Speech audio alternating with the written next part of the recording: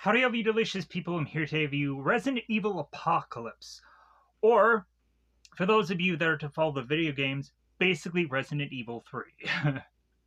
So, even I am to feeling the impact of Resident Evil Requiem myself.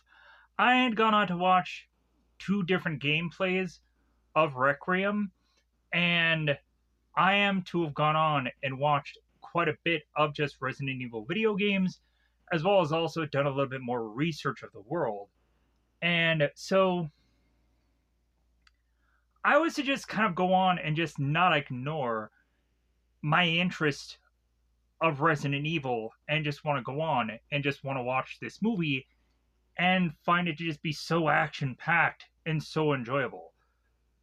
I feel that Resident Evil Apocalypse is the Captain America Winter Soldier of Resident Evil, but then also, when looking at it, you do have actually a Captain America and Winter Soldier within this kind of film. If you really look at Nemesis, Winter Soldier, like the stuff is really to be there. So, Resident Evil Apocalypse, this is really how you should go on and do a zombie apocalypse in Resident Evil. This is it. This is the thing that was to be just so fascinating. But also, we have stuff like Village and stuff that does become later, which is also to be at its own right really entertaining and stuff that I really did enjoy eventually about Resident Evil. But so, like, this does feel like 2 and 3 within this movie. But anyways, for the actual game and then movie, we do of course have the zombie dogs and the liquor that are to be returning into this film. But then also we have Jill and we have Nemesis that are going on and being introduced within this movie.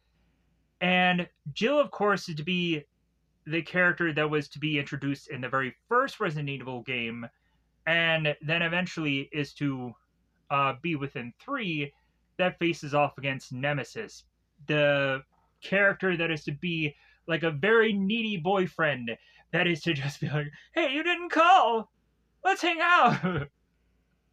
I miss you! Let's spend more time together! And this guy is just on Jill like she owes him money or something. Like, good grief, this guy is just never ending of how he just needs to be there for her. Just good God. Like, take the hit, Nemesis. She's just not that into you. But sadly, we don't have Chris within this movie. We have Carlos. Ooh, Carlos. And Carlos is to go on and be this Umbrella agent that eventually realizes how expendable he is to the corporation. And so him and the people under him become these freelance guys that are to go on and team up with both Alice and Jill within this movie. Because, of course, we're bringing back Alice, this character that eventually becomes this super soldier-ish like character in this movie, and goes on and is to even outskill Jill to where Jill's like, okay, I'm trying to figure you out.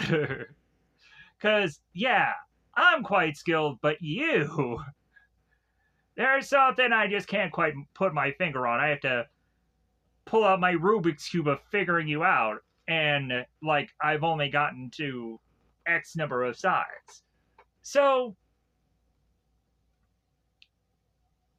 we go on in this film, and we have the zombie outbreak that occurs on Raccoon City instead of the underground facility that was to be the first film, where the liquors and the zombie dogs looked very hamburger-ish, and it was like, ugh, like... Also, you didn't really get to see them all that well. Also, really, that Resident Evil movie was to really kind of show its budget at some certain points, but then also was to try to do some interesting things there. But anyways, so with Resident Evil Apocalypse, we have this outbreak happen. We have a character known as Ashford who's to be this scientist who's to need to be evacuated, but he won't leave without his daughter, Angie. And so eventually, at some point, this starts to become quite similar to the Sigourney Weaver movie Aliens, where eventually they need to go on and track down this girl and try to evacuate her. And this whole team of people go on and try to get to this one girl so they can get out of this city. Because eventually they're at a ticking time bomb because this town is about to blow. In almost like Avengers movie style of like, okay, we have this onslaught of action going on, but also we have to realize that this city is not worth saving to the Umbrella Corporation, or in this case, Major Kane, and he's willing to just send a rocket to detonate it without going on and evacuating the entire town because he just sees this as a write-off, this whole entire city, as it's not worth saving anymore once the outbreak has started happening near his facility, which we see in the early parts of this film. So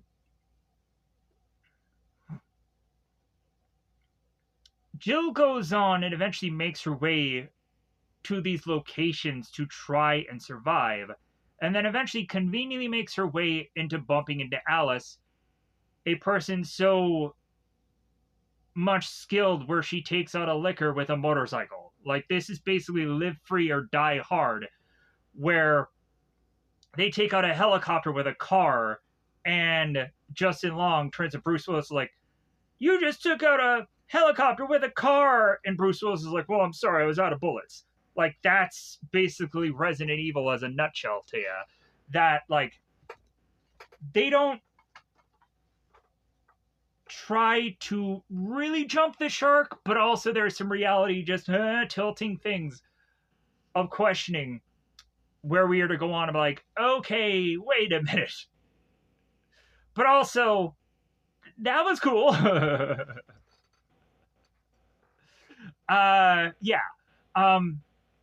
But also, you get a video game franchise where at some point people are to go on and watch a gameplay and say, "Oh man, game of the year," because there's a flashlight that goes into somebody's chin and somebody reloads a shotgun in an interesting way. Game of the year. I'm like,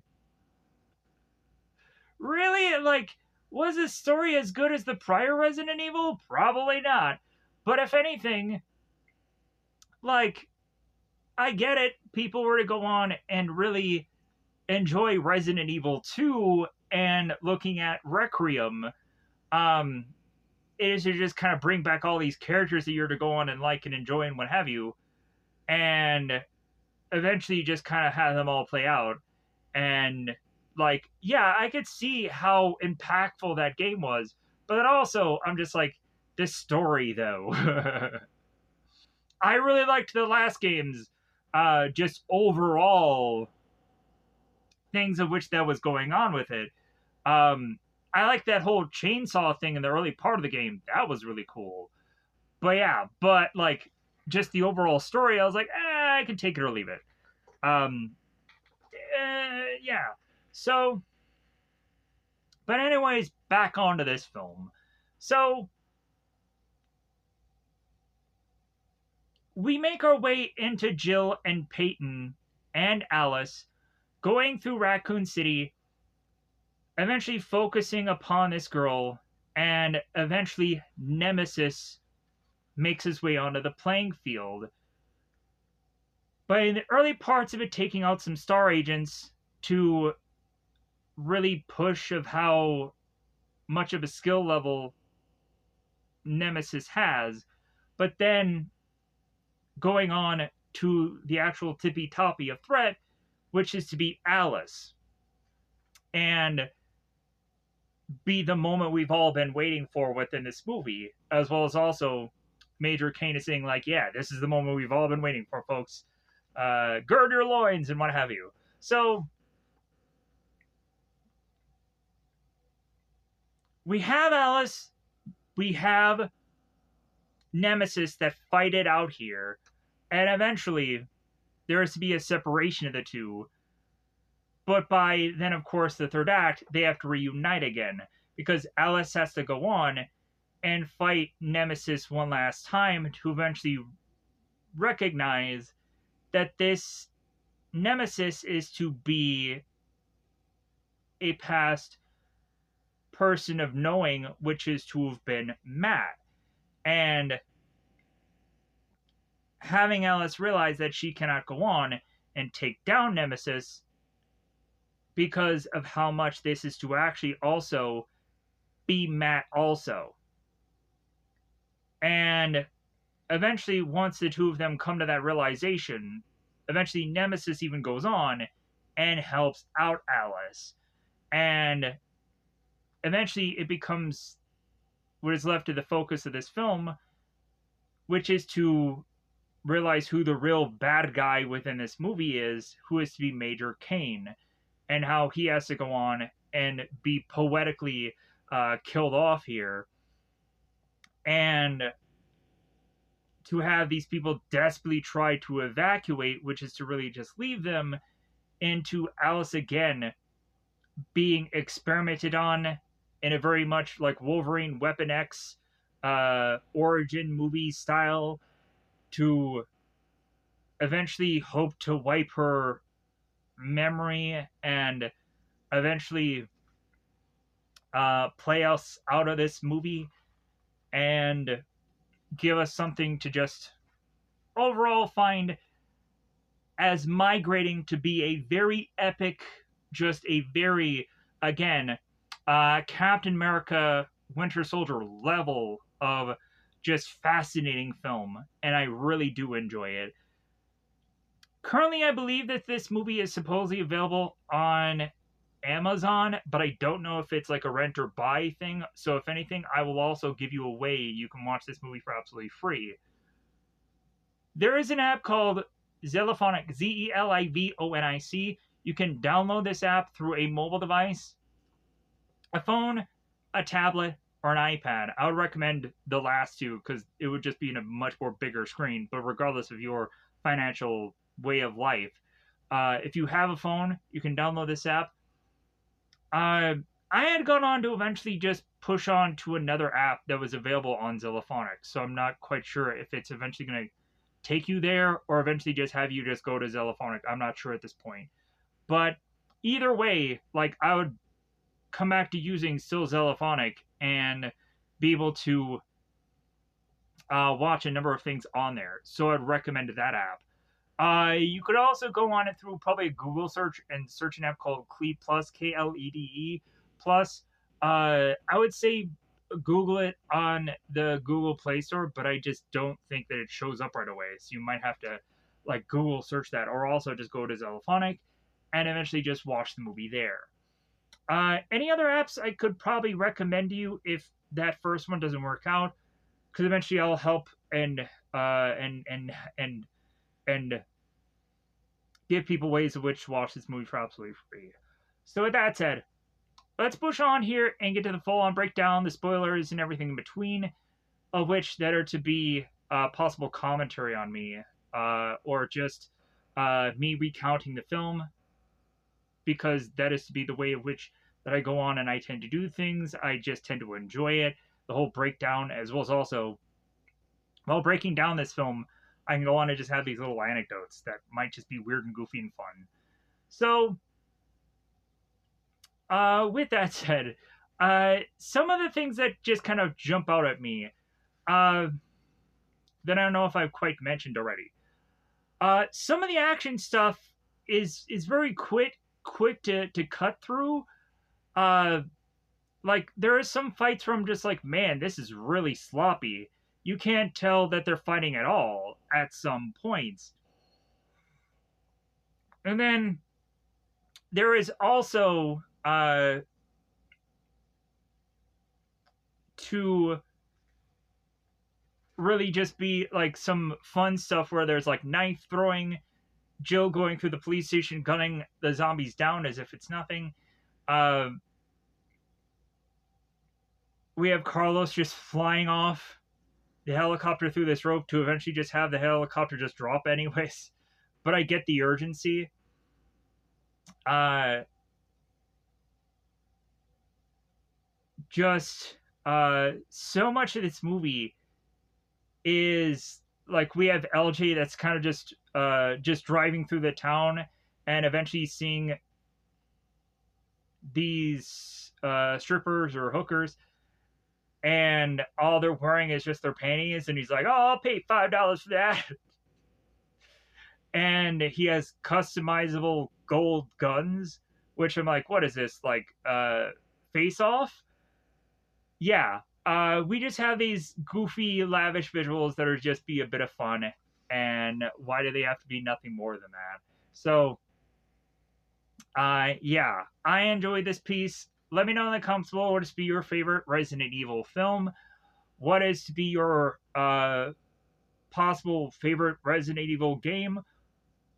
If you had gone on to also watch the Resident Evil shows, I don't quite know exactly how many there are out there at this point. Um, it seems that also there's going to be another Resident Evil project that is being filmed or in production right now. So that is to be my ultimate reason for going on and also watching this piece, because I do know that one is going to exist at some point soon, which I don't know if it's a movie or show or not, but I know it is in production right now. So that is going to be really interesting.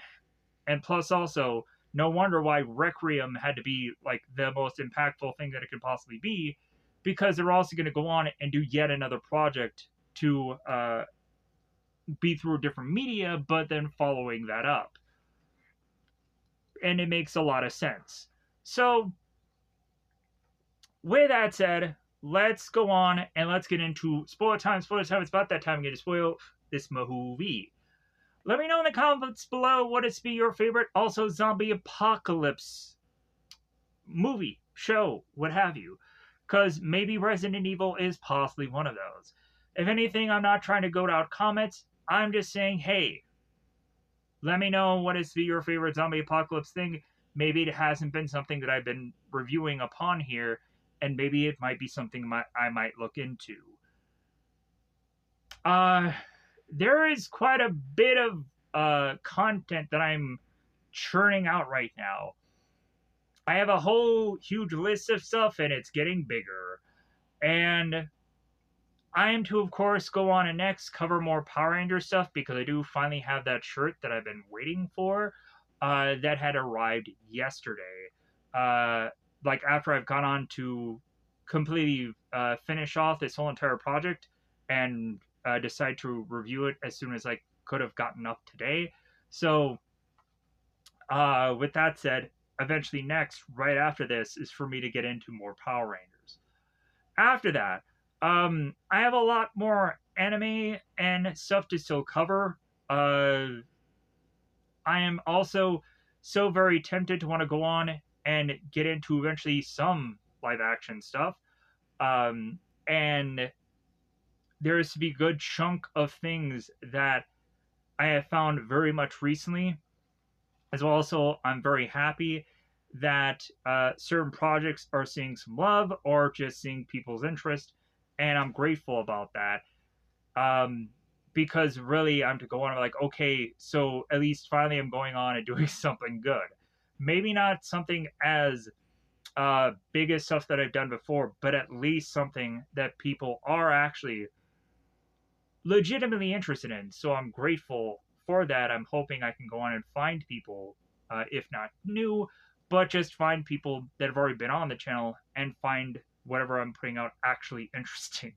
Because I would go on and just look at the stats and I'm like, oh, well, like, at least people subscribe. At least people subscribe. I'm grateful for everybody going on and hitting that button and maybe even liking the video, even though really it's to just go on and be like, hey, you don't need to like the video. Just your view is good enough. You're good enough. Like, freaking, why do you have to go on and have the Herculean task of watching this whole entire thing? Just watch whatever good chunk amount of the video you're to be entertained most by, and then just call it a day. Like, there is always a time where you can come back to this whenever you want to. you can go on and also just watch it for 10 or 20 seconds and then leave also, which is to be sad, but hey, that also just does give the video a view, so I guess it somehow counts, so it does, I guess, help out the channel, even though it still hurts it, but at least it's I would go on and just at this point just say, hey, something is better than nothing. And hopefully I can go on in a better way, get this content out more, and I can do better at it, and hopefully people will go on and decide to view it and subscribe to it, and be more a part of this channel, more involved, and what have you. And I appreciate people going on and having any layer of involvement. So thank you. So let's pause here and let's take the time to get to the point of covering every bit of this movie. Oh, I have a cast list.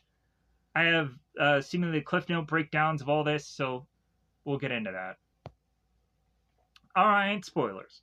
So the very beginning of this is to be Alice narrating and recapping to us the last movie if we are to have forgotten what that was. I had gone on to re-go through the very first movie in a very much kind of bit of clips because I wanted to go on and readjust the thumbnail of the original movie because I decided that I wanted to go on and just do something very much different for the thumbnail. So I just went through that movie anyways to just kind of get the feel of the very first movie in kind of little bits and pieces. Like, oh yeah, I remember this film, and I can go on and kind of go through it and kind of get a gist of the movie. But anyways, if you don't remember the first movie that well, they recap it in this movie, so you don't feel obligated by needing to see both films. You'll get a gist of what the first movie was anyways within this movie, but I feel this movie is the movie to watch. So Alice goes on and mentions about the Umbrella Corporation that had this underground laboratory that did experiments and had weaponry that had gone viral. And there had been a virus that escaped from this underground facility and didn't stay dead.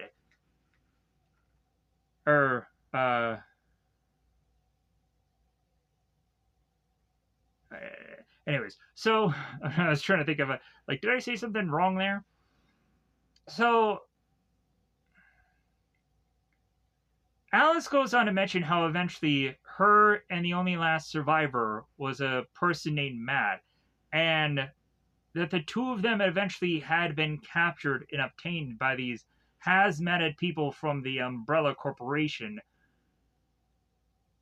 to obtain them and do experiments on them, specifically once they were to find out that Matt was infected. And so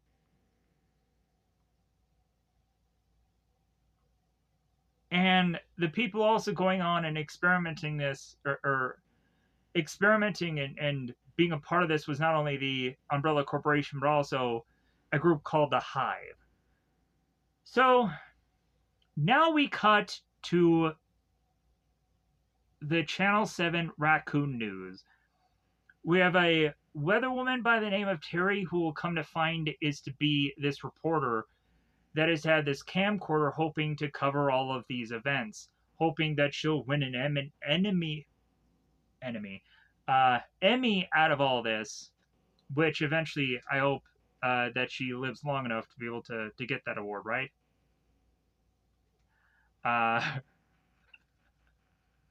Not quite so likely. So we then cut to this facility that has this vault being opened and these hazmatic men going into it. And what they're going into obviously has some T virus things within it, and eventually they end up getting killed out of frame. The next thing we cut to is these SUVs with these men in black going on and making their way to these homes to collect these very VIP like people to the city or to possibly the world. So after they go on and they collect some rando woman, they go on and then collect a scientist who is Ashford. They go on, they make their way to his home. Ashford is to, after being explained what is going on, he is to explain to these men, well, hey, I'm not going to go on and I'm not going to leave here because my daughter had just went to school and I'm not leaving until I'm sure that she had been evacuated also. She's at school, somebody needs to go on and needs to get her.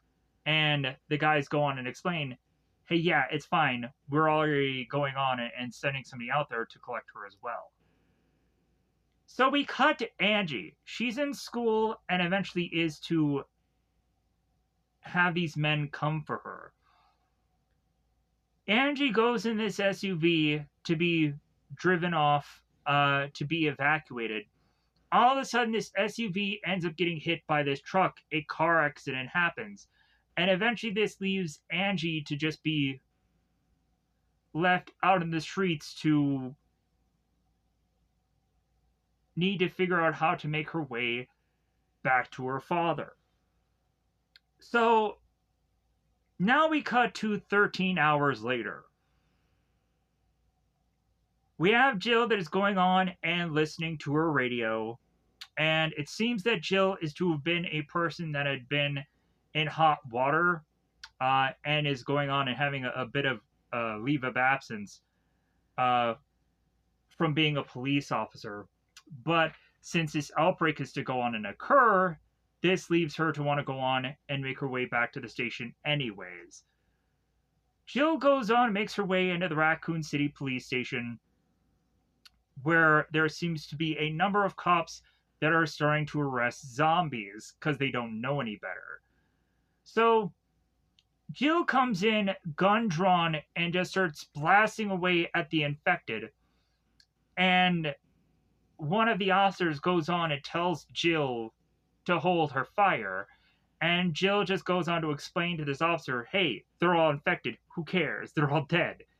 So Jill goes on and notices LJ, who is to have been arrested, and has a woman that is turning to a zombie next to him.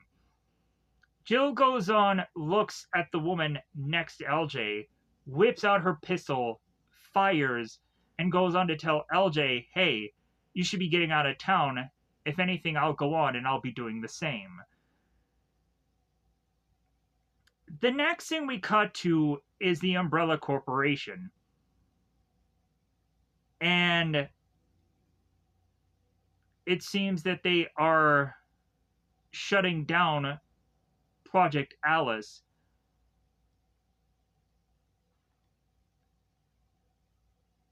Or actually, they're shutting down her sedative feed, and they're activating and initiating her to basically wake up at this point. So Alice goes on and is to open her eyes, and man, her eyes very like green or very like light blue. Very very interesting. So Alice goes on to eventually pull away her IVs and her stuff just all throughout her, just yeah, getting all these things from off of her. She thrusts on this scientist's lab coat and makes her way out of this seemingly deserted Umbrella Corporation without a single person stopping her, and then further going on to making her way through this street where there are roads where cars are parked there, but again, very much deserted. we'd find this newspaper that says the dead walk, and Alice comes to find a police car that just has a shotgun in it for her to grab. She cocks it and's like, okay, who wants a piece? Like basically, in her mind, that's the face she's giving off, even though she doesn't actually legitimately say those words. But I'm just like, yeah, that's what in my mind, what I would just say in my brain.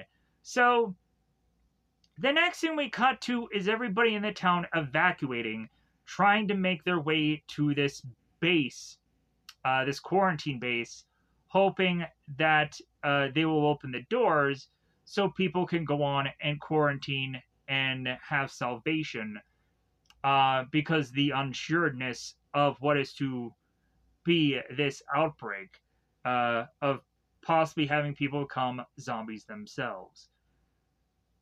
So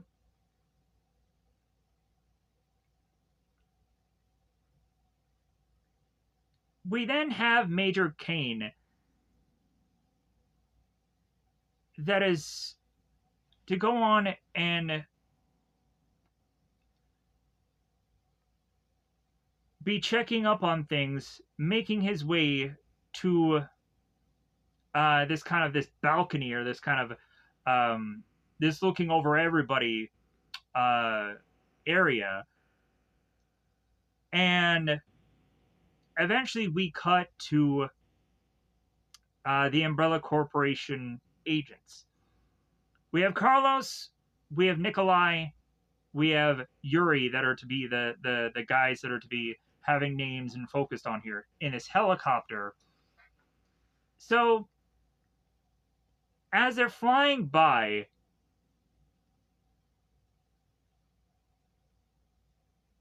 they end up getting a call that they need to make their way to Ravensgate Bridge. All of a sudden, we cut to this random woman, this blonde woman, that is getting chased up this stairwell by a overwhelming number of zombies.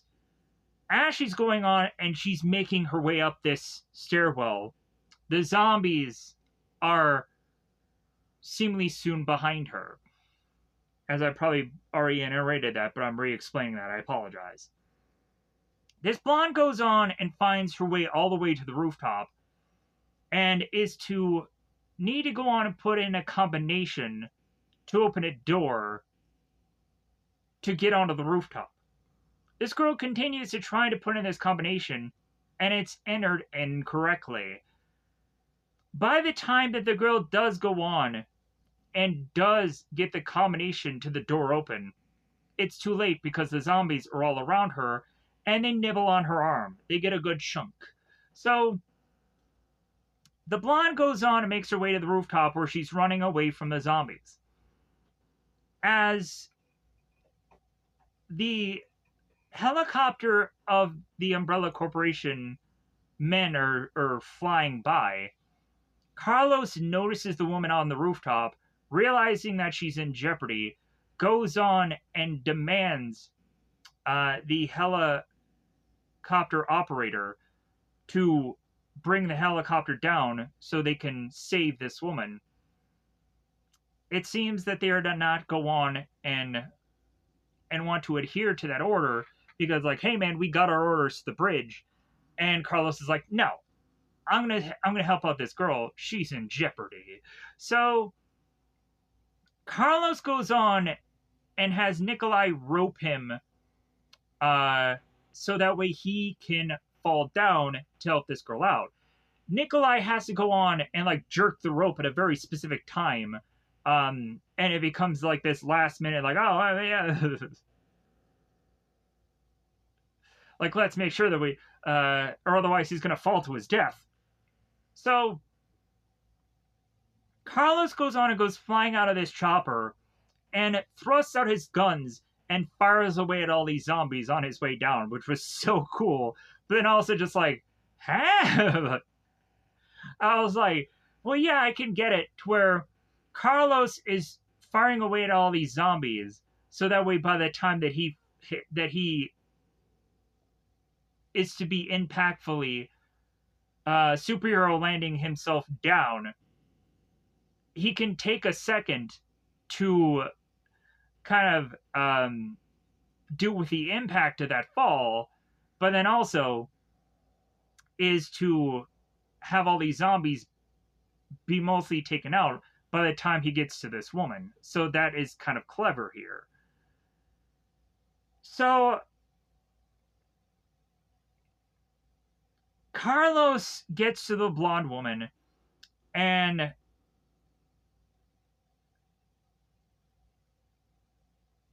tells her, hey, you're on the edge. Come back. Like, hey, like, you're safe now. Like, if anything will help you.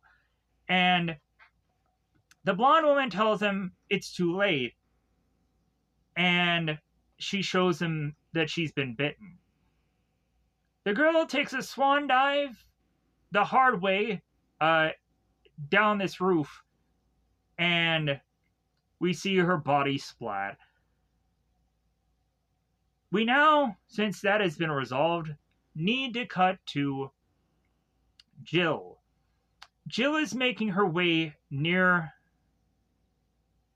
the base of Major Kane. I want to say that this is to be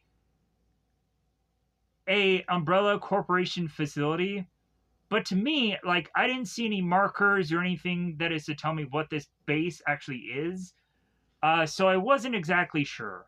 Maybe I just kind of briefly should have done my due diligence there, but I just couldn't figure out what to have called this base. So I'm kind of just generically stating what this thing is out to you, because I'm not quite sure. Let me know in the comments below if I missed something. So Jill goes on and makes her way through a overwhelming number of people, which is, for a zombie apocalypse, never a good move.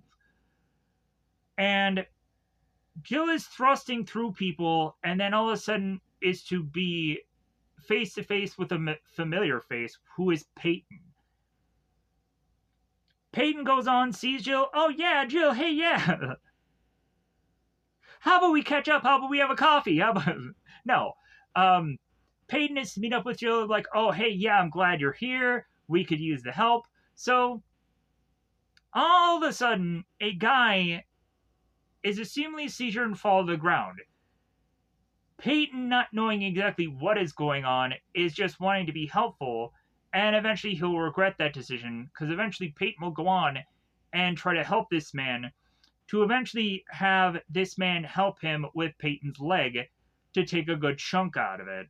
So, Peyton does not go on and become infected and turn into a zombie immediately. There seems to be, for Resident Evil, quite a bit of times where people have a X number of hour, supposedly 3-hour, bit of window before they actually do go on and become a zombified person. So, if anything, we would go on and see that even in the first film, where we would see the one girl who is to go on and get, I think, bitten in the arm or her hand or something, and then eventually she slowly but surely becomes a zombie by the very end of the film and does and goes after Matt by the end of the film. So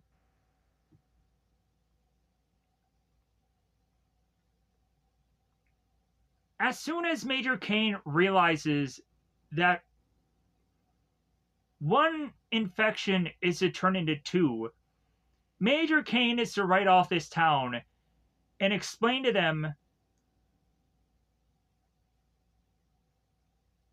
that since this infection has reached the gate, that all these people need to just go on and make their way back to their homes. And eventually, when they don't go on and they don't leave, we then have Kane that forces them by gunfire to disperse, to get the heck out of there. Counts to 5, and goes on and forces people to vanish from that area.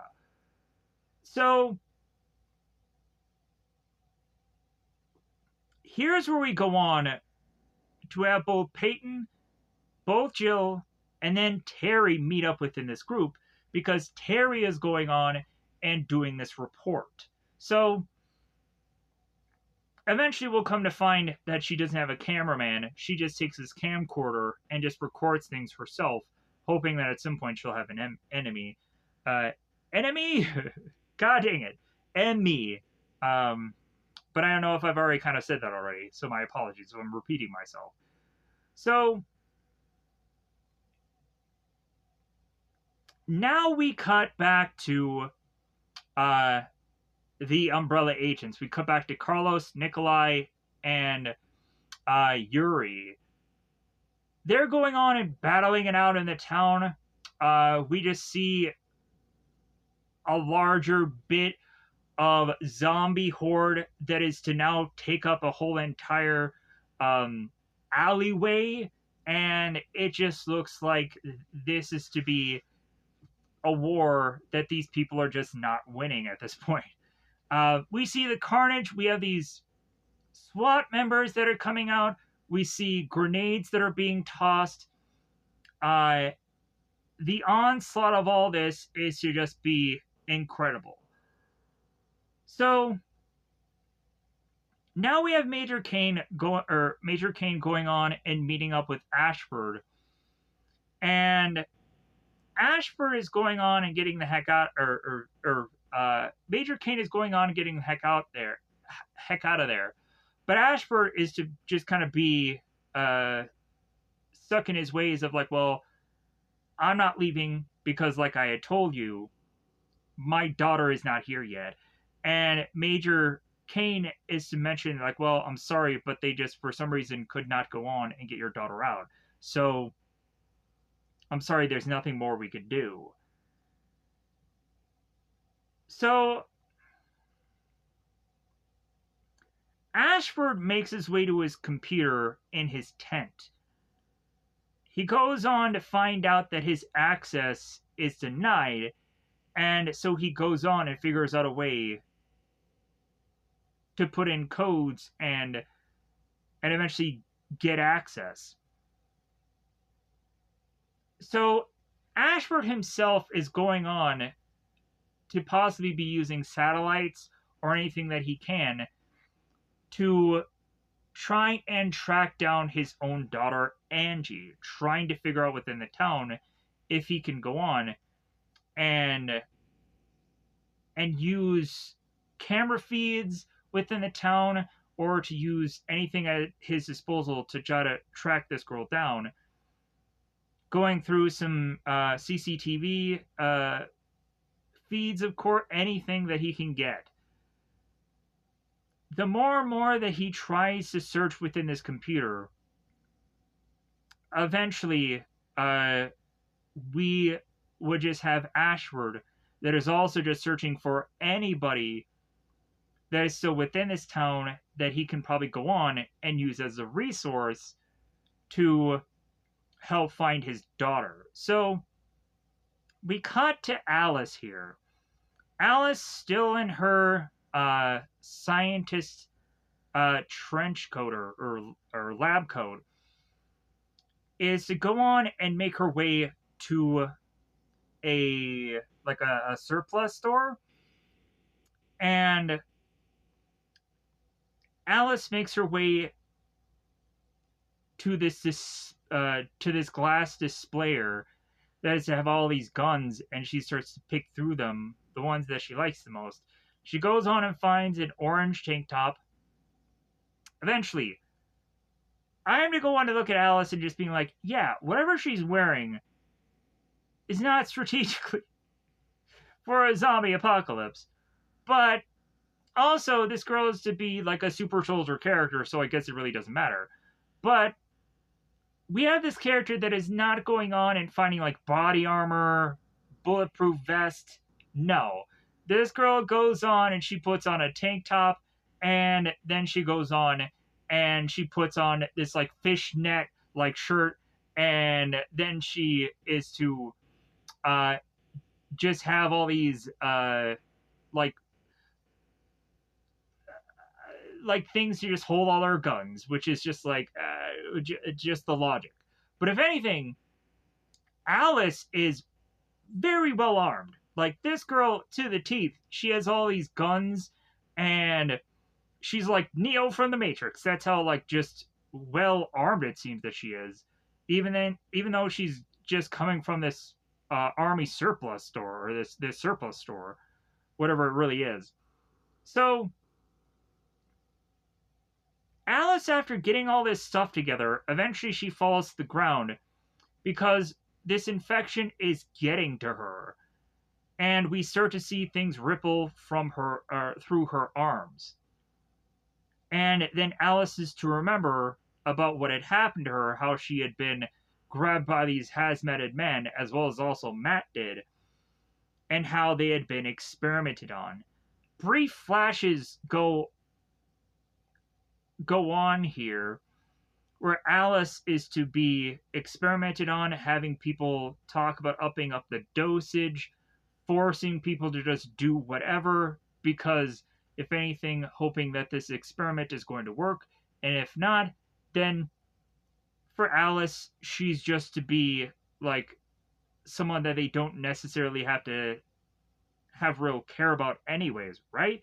They can just chuck this girl away when eventually they find out that whatever that they have gone on to do has failed, and just find somebody else.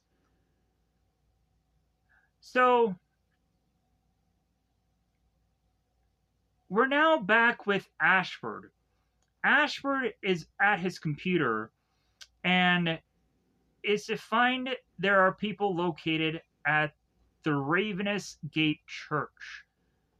And so, again, Ashford looks at the CCTV feed and sees Terry, Peyton, and Jill making their way to this church. So the three of them make their way to this church, and we slowly but surely find in the aftermath of them getting there, they're to not be alone. That there's going to be a zombie that is slowly but surely following them. And then also, we see at the top of the church there are to be what looks like gargoyles, but then also there's to be a liquor. So Jill, Peyton, and Terry make their way into the church. And eventually they find a random person there that is hiding out. And he's like, hey, this is my place. I call dibs. Kind of a thing. So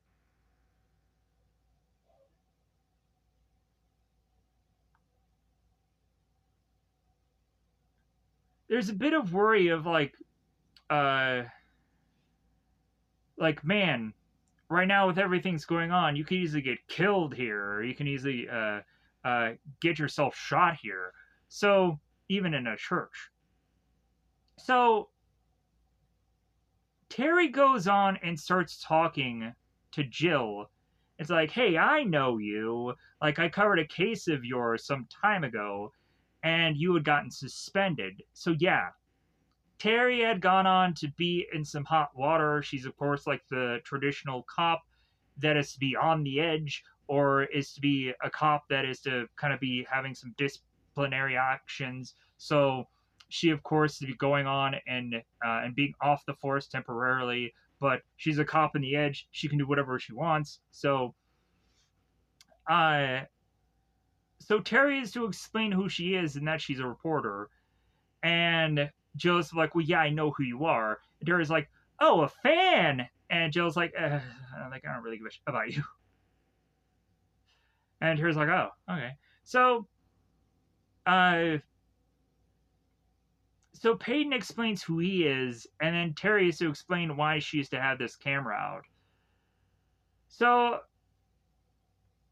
now next we have this priest that is going on and pumping out his psalms and his revelations and going on, which is to be everything that he's saying to be kind of fitting with what is going on right now. And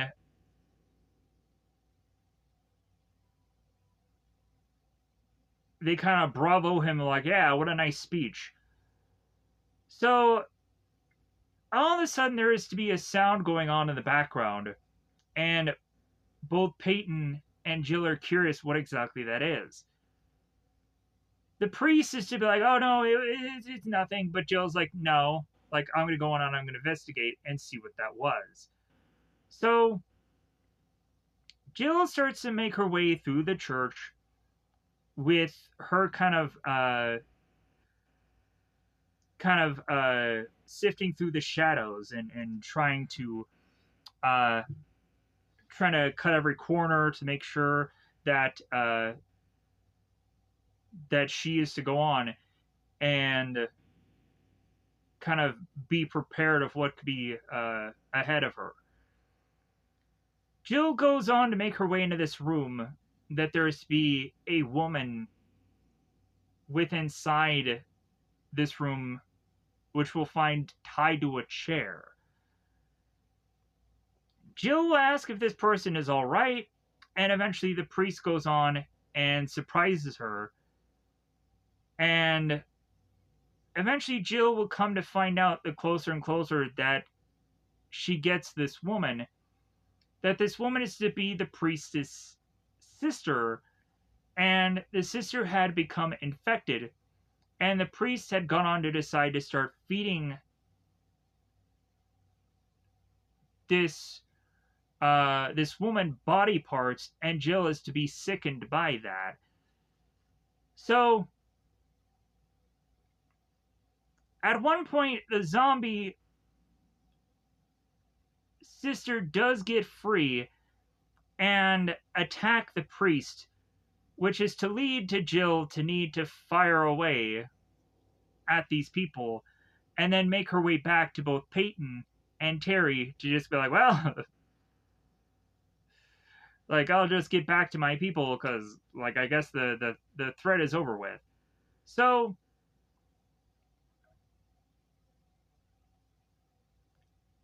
at one point there is to be yet another sound going on here, which is to kind of spook the people.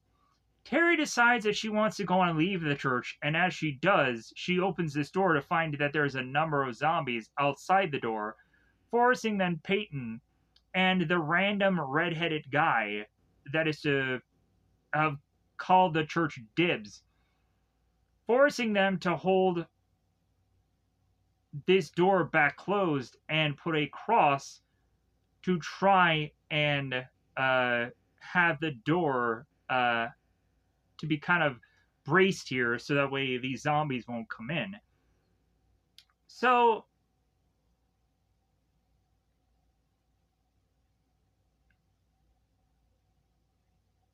as the three characters make their way back into the church, again, the noise is to continue, and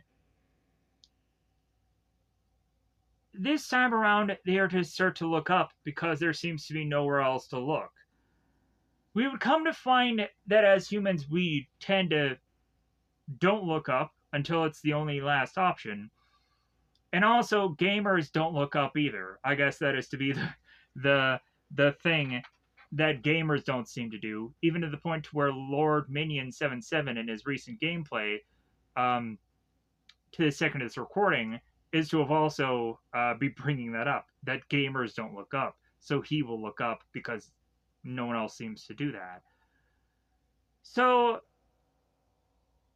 as the redheaded guy separates from both Terry and from both Peyton, eventually he ends up getting grabbed by the liquor and killed. There is to be a tongue that kind of slowly kind of wraps around him, and then he is to be met by the liquor and killed. Jill goes on and makes her way back to Peyton and Terry, calling out for them in a hushed tone. And further, when she does not go on and when she does not see them, she continues to make her way through the church. Eventually, Jill will go on in her travels and spot underneath one of these, I'm trying to figure out the perfect word here. Benches. There is to be a gun there. Of course, Jill realizing like, hey, another gun is always a good thing. So Jill goes on and obtains this gun, and immediately once she does so, there is this dead body that goes flopping onto the bench. And Jill fires into the air, hoping to take down this liquor. Sleep more liquor! Anyways, so anyway, liquor. Anyway, so stupid joke. So Jill further makes her way through the church and eventually gets grabbed by Peyton. Peyton explains how they're kind of cornered here, and they mention how that guy was like Scottish or Irish or something, and I'm like, what does it even matter? He's dead anyways. So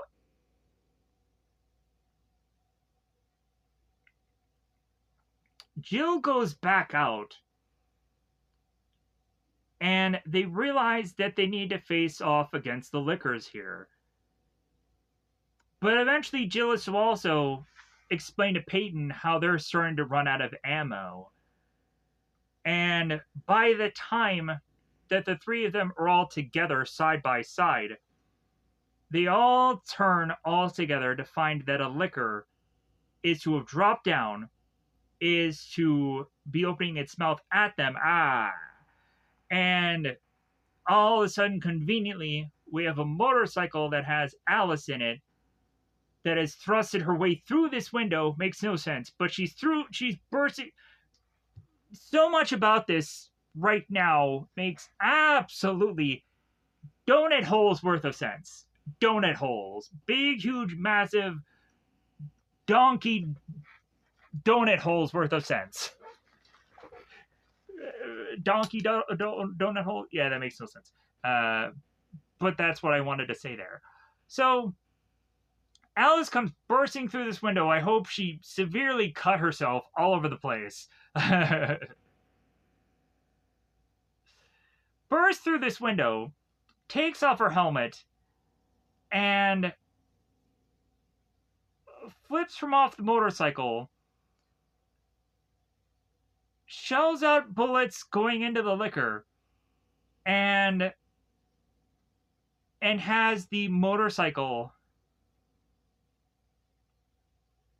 thrusting into the Licker, and then the bullets are to detonate the gas tank of the motorcycle.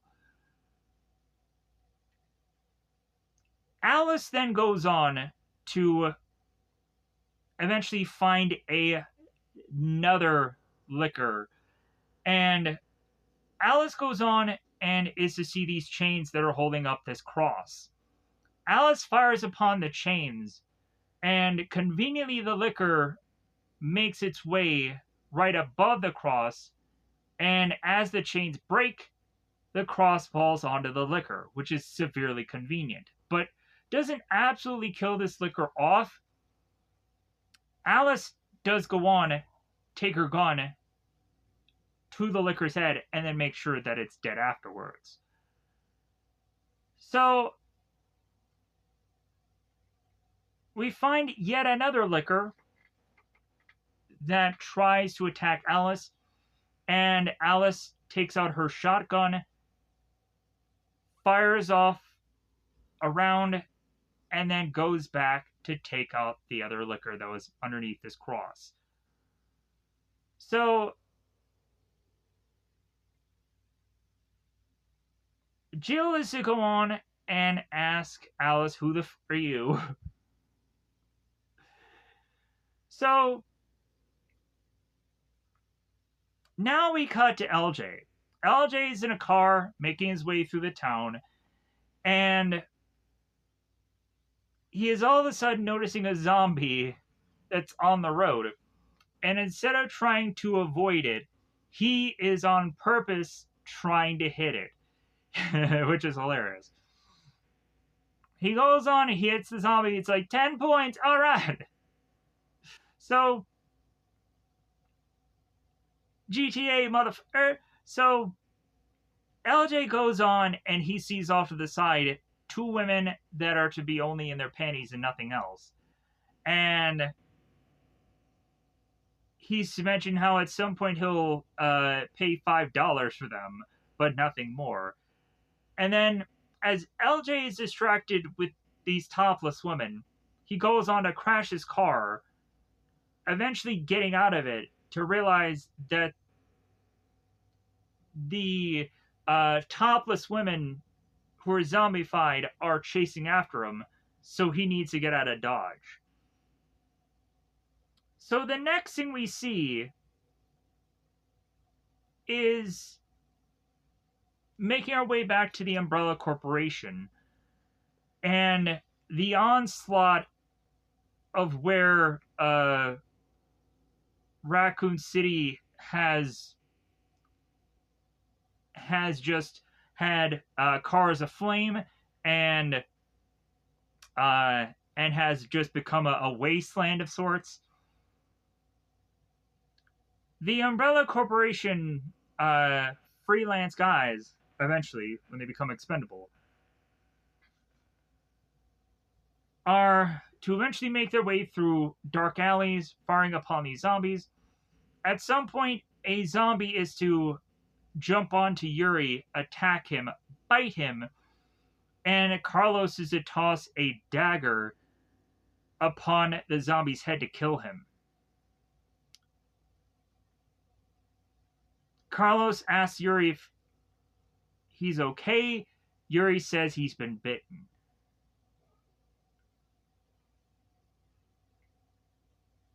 I believe here they go on, they notice the zombies, they toss a grenade.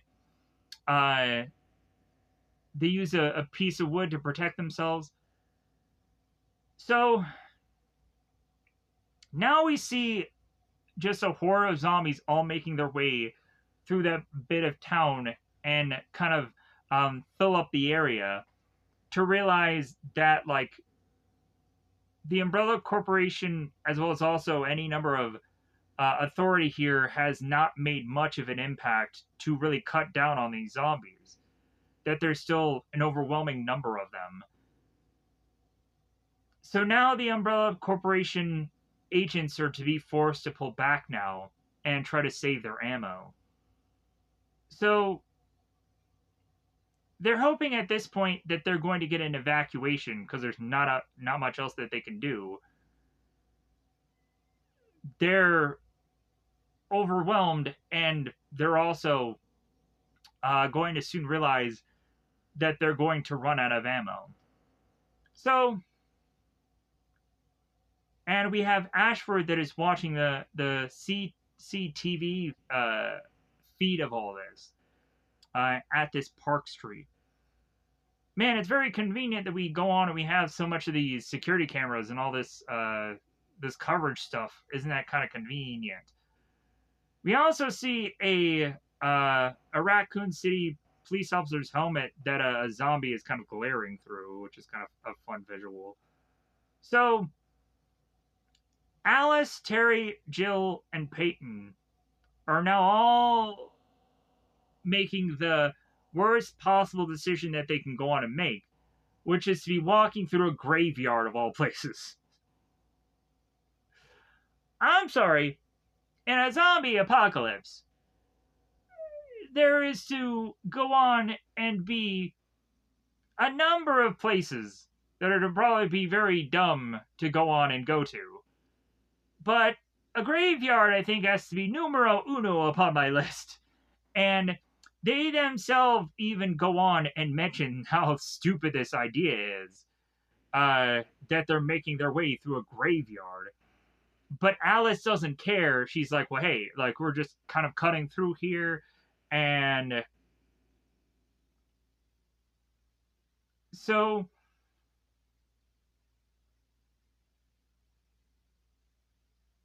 Alice is to inform Jill and Peyton and them about her formerly working for Umbrella, and how there was a laboratory beneath the city, and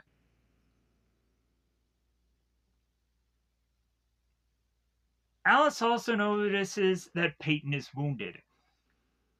Alice goes on to mention that he has 3 hours, and then eventually he will be infected. So,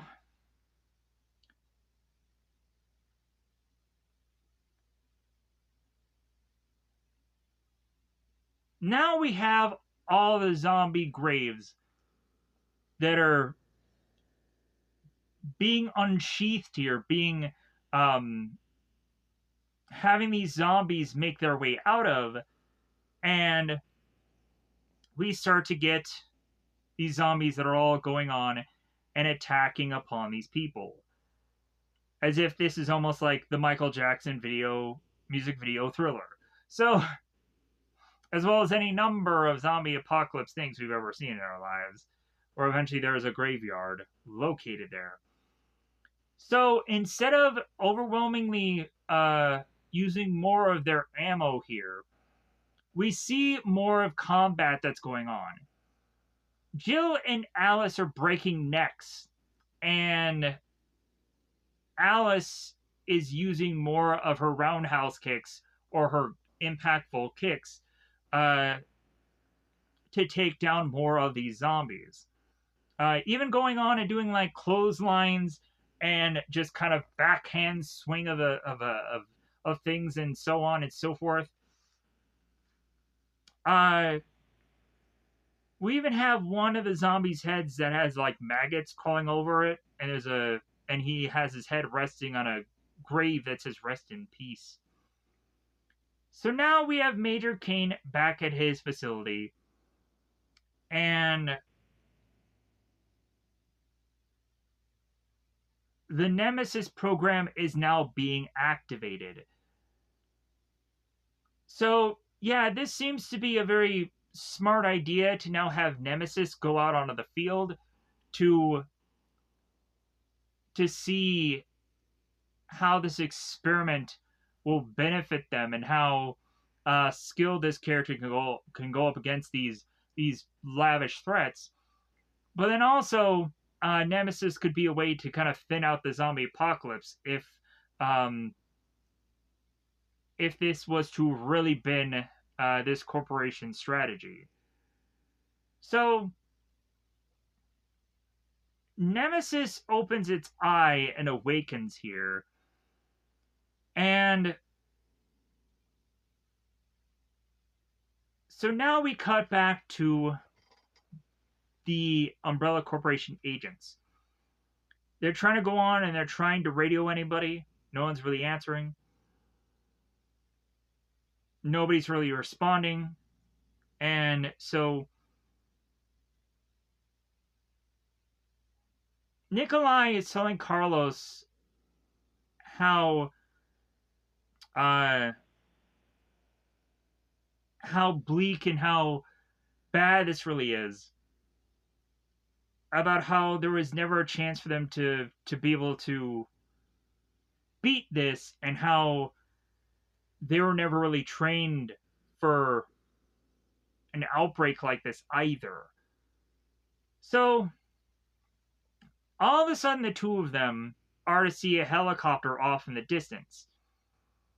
Nikolai thrusts out this flare, hoping that the helicopter will see them, and this helicopter is just flying by without going on and wanting to get to them, because of course it's just on its own mission and nothing else matters. Nikolai and Carlos grab Yuri and make their way to the location of where this helicopter is dropping things off, to hope that they can get evacuated by just following the footsteps, the travel of where this helicopter is landing. So the helicopter is dropping off these two crates, these two massive crates. And both Nikolai and both Carlos make their way to this facility and eventually uh, have to kill a number of zombies to get through there. They go through and find this hospital bed, and then they find where the crates are. They open them up, and they find these massive guns there. Nikolai is kind of upset at this point because he's like, hey, we don't need guns. We need to get out of here. We need to evacuate. And Carlos says to Nikolai, I don't think that these guns were for us. I think they were for something else. So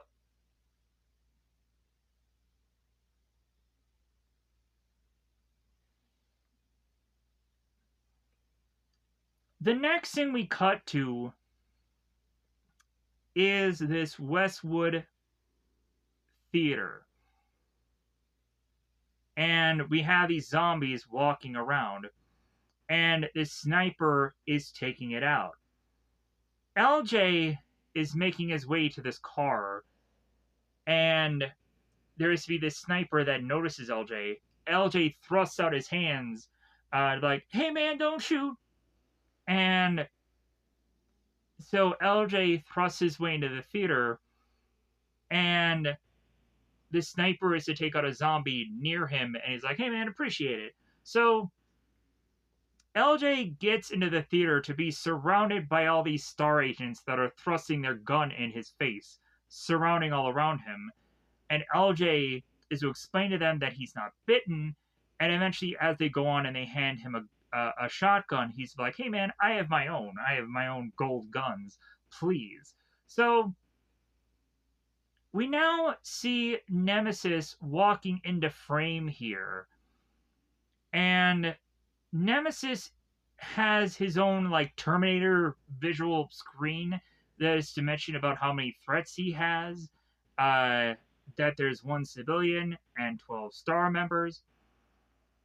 So we have this sniper that is blasting away Nemesis, and the more that he empties out this gun into Nemesis, the more we realize that Nemesis is going to keep going.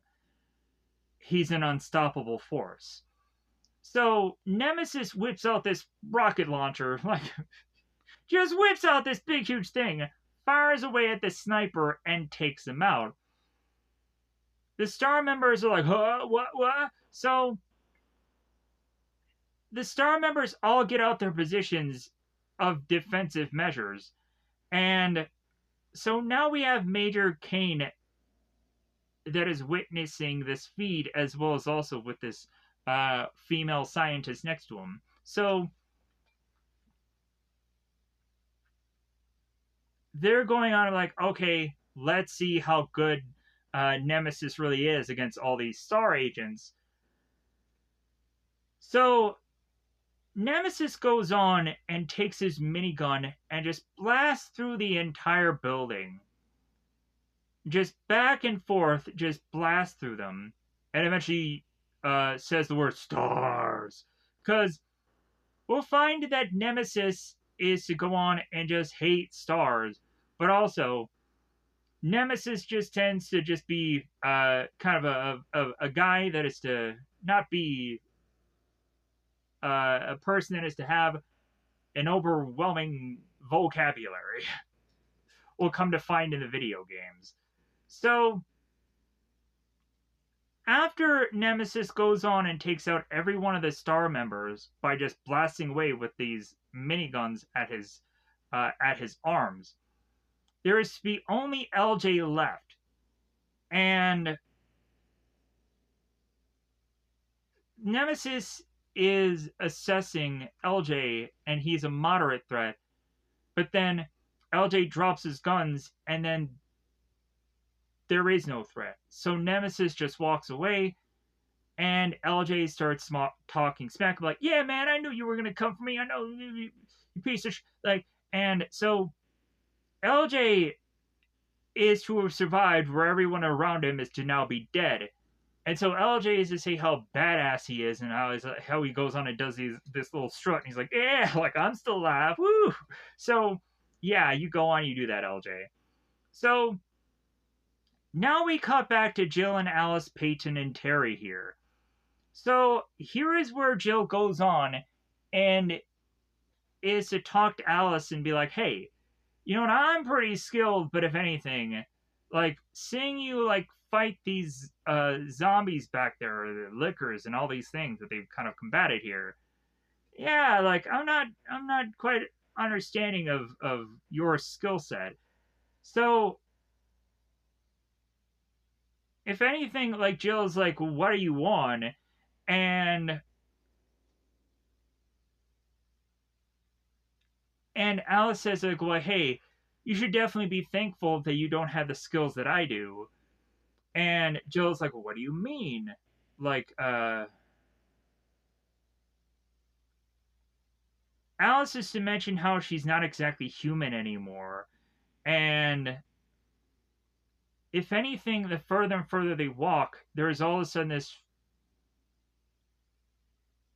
this telephone that is to be going off in the background. Uh, this telephone that is to be attached to these kind of certain positionary parts of town. Like it's a payphone. So Alice and Jill, Terry and Peyton continue to walk to try to avoid these payphones, and further, the payphones keep going off. To finally the point where Alice is like, okay, I'll just answer one of these phones. Ashford goes on and is to be on the other line, saying, oh, thank God you finally had gone on to decide to answer one of these phones. And so Ashford goes on to explain his problem, that he is to go on and need his daughter. And if anything, he'll make a deal with them that, hey, you have a choice. Like, if you go on and you help me, you'll actually live past tonight. So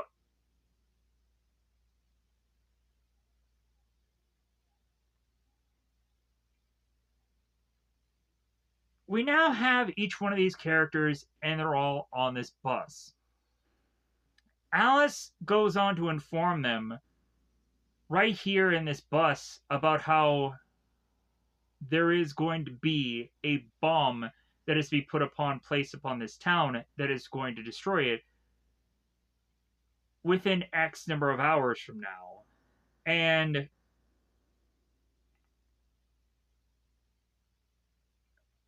that is the reason why there is no help coming. There is no reinforcements. There's no National Guard. If anything, they're going on and they're just going to wipe out this town and just eliminate the threat that way. So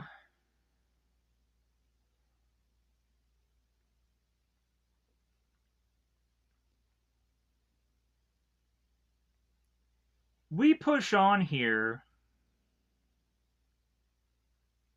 to have Redford searching, trying to find Angie.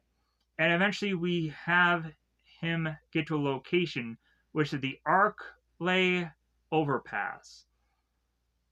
So the four group here go on and they're crossing this bridge. And as they cross this bridge, we would start to have Alice that has this weird feeling. And this weird feeling is to have Alice kind of tell the rest of the group, hey, you guys should probably get the heck out of here. Like, if anything, like, I just have this weird feeling. All of a sudden, we see that Nemesis has gone on to trace or track both Jill and Peyton. And Nemesis goes on and fires on Peyton and kills him. And then Peyton will go on and become a zombie here shortly. So they also go on and they track down Alice. So Major Kane goes on to his microphone feed and tells everybody, hey, this is a moment we've all been waiting for. Primary target has been identified. So he confirms when it happened and so on and so forth. So now they're going to completely activate, if they haven't already, the Nemesis program. And so Alice goes on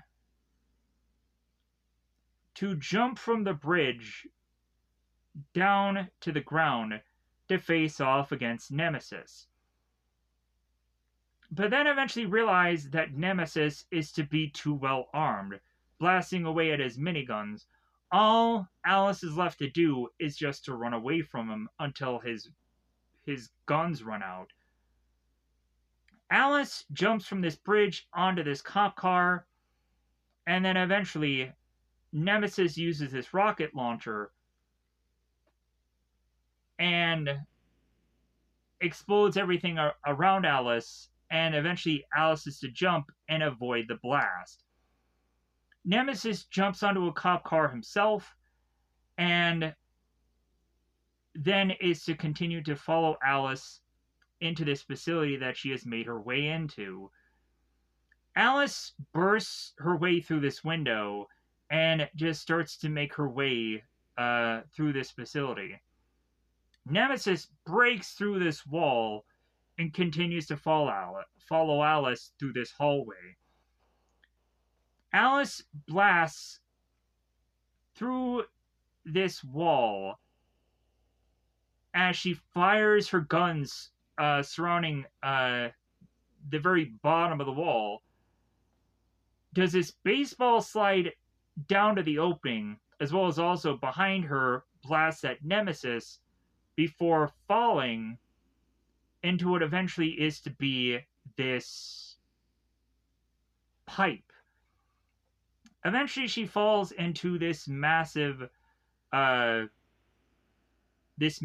cart, like as if this is to have been like a laundry chute or something. And eventually the cart topples over. Nemesis fires off another one of his rocket launchers.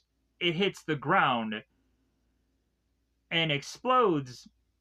And then, since Nemesis cannot follow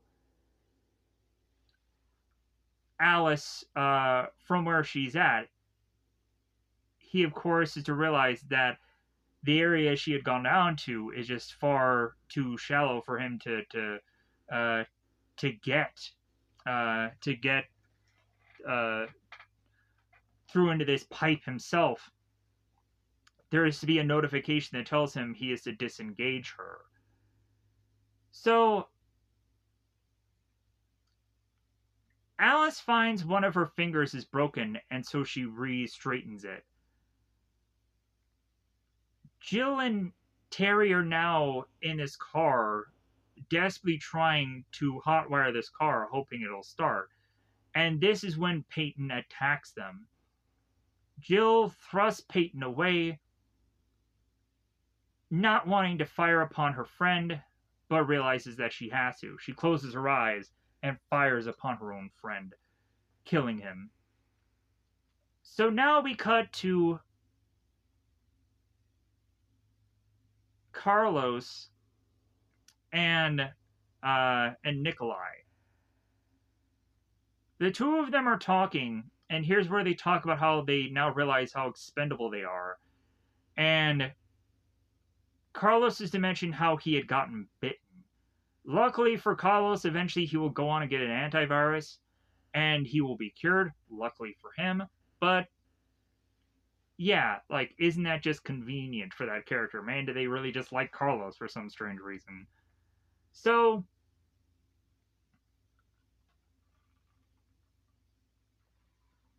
Carlos and Nikolai after talking about how expendable they are, all of a sudden get a ring on a cell phone, and they decide to pick it up, take the call, and find out that they're going to be on a mission to eventually get Angie also, as well as also both Terry and Jill are to do the same.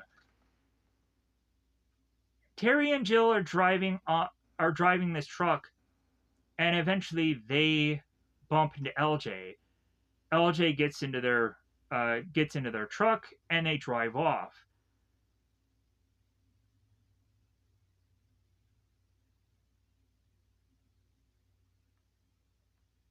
So Ashford continues to locate Angie, and it seems that they're ever so much more closer to finding her. So Jill and Terry park this truck and get out, as right next to this facility there is to be this police department that has this canine unit full of all these cages, which is to immediately tell us, like, oh, zombie dogs. Because all these cages are ripped and torn into, so it's obvious to be pointing out here that it's like, well, we're going to have some zombie dogs. We're going to have a lot of them. Because we did the liquor thing, now we have to do the zombie dog thing. We always have to do the zombie dog thing because I don't know why that is to always be like the go-to thing for Resident Evil. Like, that's to just be the signature of Resident Evil. Like, I would have assumed at some point we could have even gone on. Like, the whole spider thing was stupid. But, like, eventually it would be interesting to do other zombie animals. But we're just, like, I guess the dog thing is the most fascinating thing. Like, I would also play the game called 7 Days to Die. And also within that, there are zombie dogs. And man, in that game, when you hear the dogs or when you realize that they're coming for you, you're like, I am effing dead. Like, those things are such a threat in that game that immediately when you see them or when you know that they're in a certain location, you're like, okay, I really have to prepare for this. I really have to go on and make sure that I have a good enough um, amount of weaponry on me. I have to definitely have a good amount of a first aid and what have you, because I know I'm gonna get freaking really just, that is so dangerous. That is the hardest part of 7 Days to Die. So I'm assuming in any situation that a dog would be the biggest threat within an environment like this, which is also to go on and probably be strange to a number of people. Like, really a dog? Yeah, really a dog. But anyways, so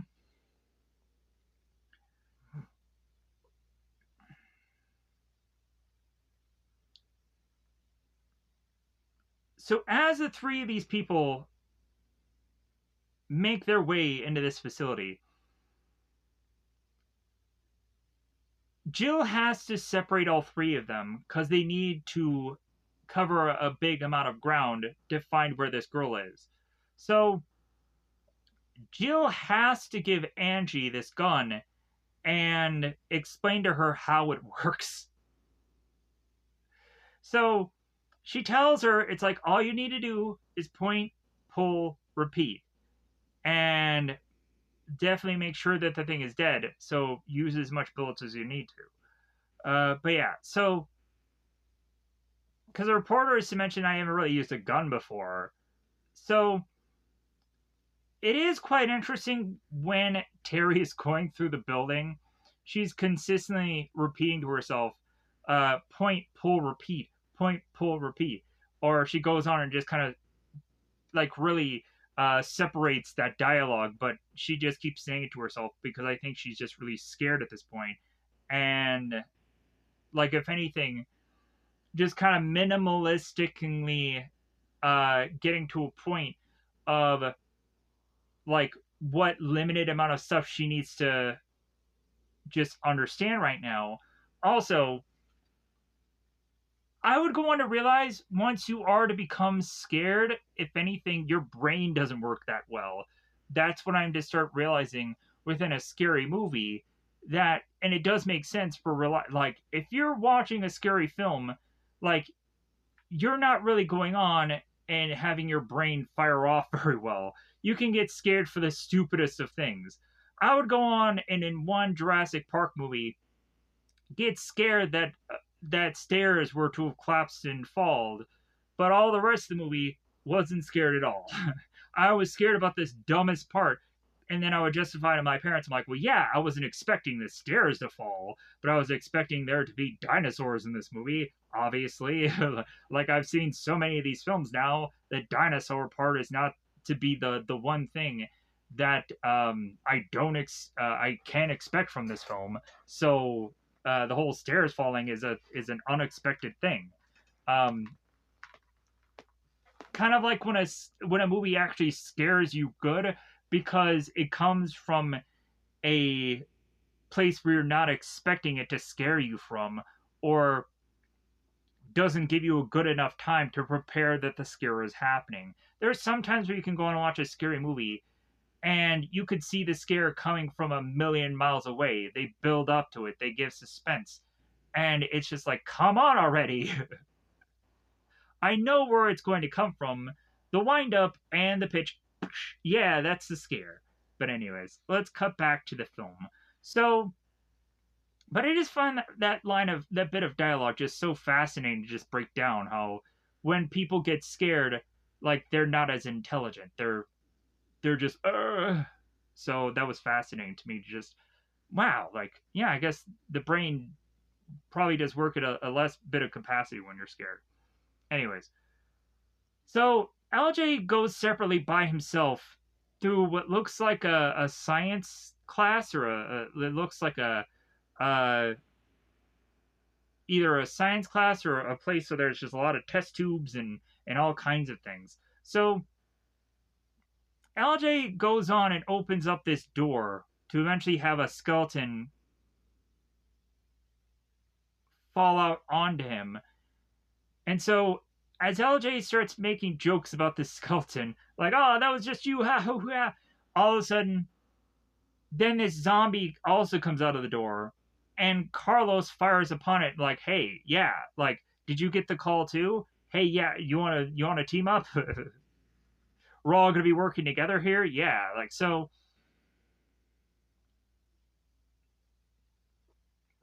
the next thing we see is Terry. Terry makes her way into the classroom where she sees this little girl, thinking that she had found Angie. But Terry's to go on and kind of push the girl to see her face, and this little girl is to actually be a zombie and is nibbling on a little bit of an arm. All of a sudden, Terry is to realize that she had effed up. This is when she has learned that she is effed up. Terry is to go on and find out that there is a bunch of kids all making their way into this room, surrounding Terry, and here's where she dies. Eventually, the camera or the camcorder falls to the ground, and eventually Jill will find the camcorder, pick it up, and eventually will give it to, I think, Angie, or will like, hey, we need to keep this. Like, this is to kind of keep a record of what's going on here. So Jill makes her way to a basketball court and then further tries to retrace her steps to find Terry. Here is where Jill does go on and find Angie. And Angie tells Jill that it's too late, Terry's dead. So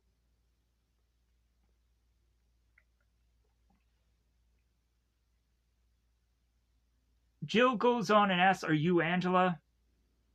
Angie uh,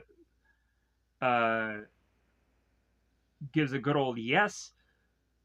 So the two of them are to go on and start talking here. And Angie talks about her nickname. Angie goes on and just starts talking. Um, Angie says how she's not a really little girl anymore. Yeah. So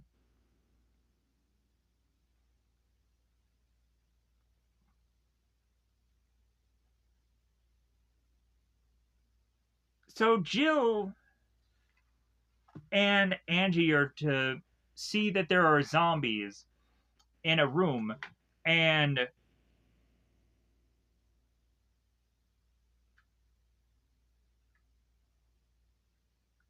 and Angie is to kind of be afraid. And Jill's like, "Oh no, yeah, like these zombies, we can just walk around them; they'll be fine." And Angie's like, "No, like I'm not seeing them as a threat, but I'm seeing them as a threat."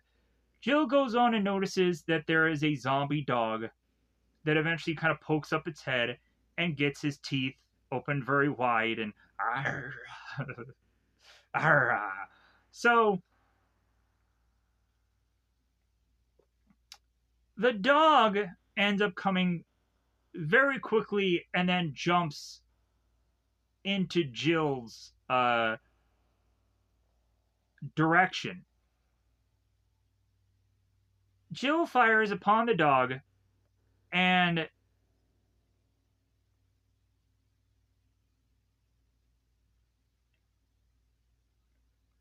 then uh,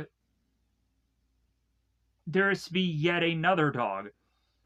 Jill has realized, like, well, like I guess I'll just go on and I'll just grab this chair because what else can I do?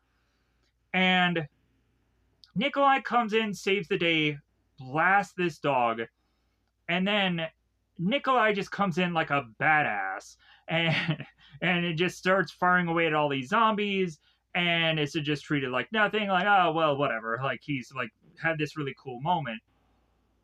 But yeah, he'll have this really cool moment because shortly thereafter that he's gonna die. He's gonna be killed. Because eventually Nikolai will start talking to Jill like, hey, it looked like you needed a hand. They have these kind of moments between one another. It's like, oh yeah, you work for the Umbrella. It's like, but yeah, but I'm freelance now because if anything, I was expendable. So shortly thereafter that, Nikolai ends up getting attacked by a dog. He's struggling with it. It's like, oh, hey, I'll just take care of this. You guys just go about your day. Um, and Nikolai, shortly thereafter that, finds out that there's another dog incoming, and he's like, ah, fuck. So Nikolai ends up getting kibbled and bitted and killed. So Jill and Angie start to make their way through the kitchen. Eventually, they'll come to find that the way that they need to go through is completely cut off. And eventually, there is going to be dogs coming in here. Jill realizes that she has to act quickly, so she turns on the ovens. Eventually, to realize that she's going to have a bit of matches that she had lit to, um, or she's to have matches because she is to be, of course, a cigarette smoker. And eventually, those matches will come into play here. So,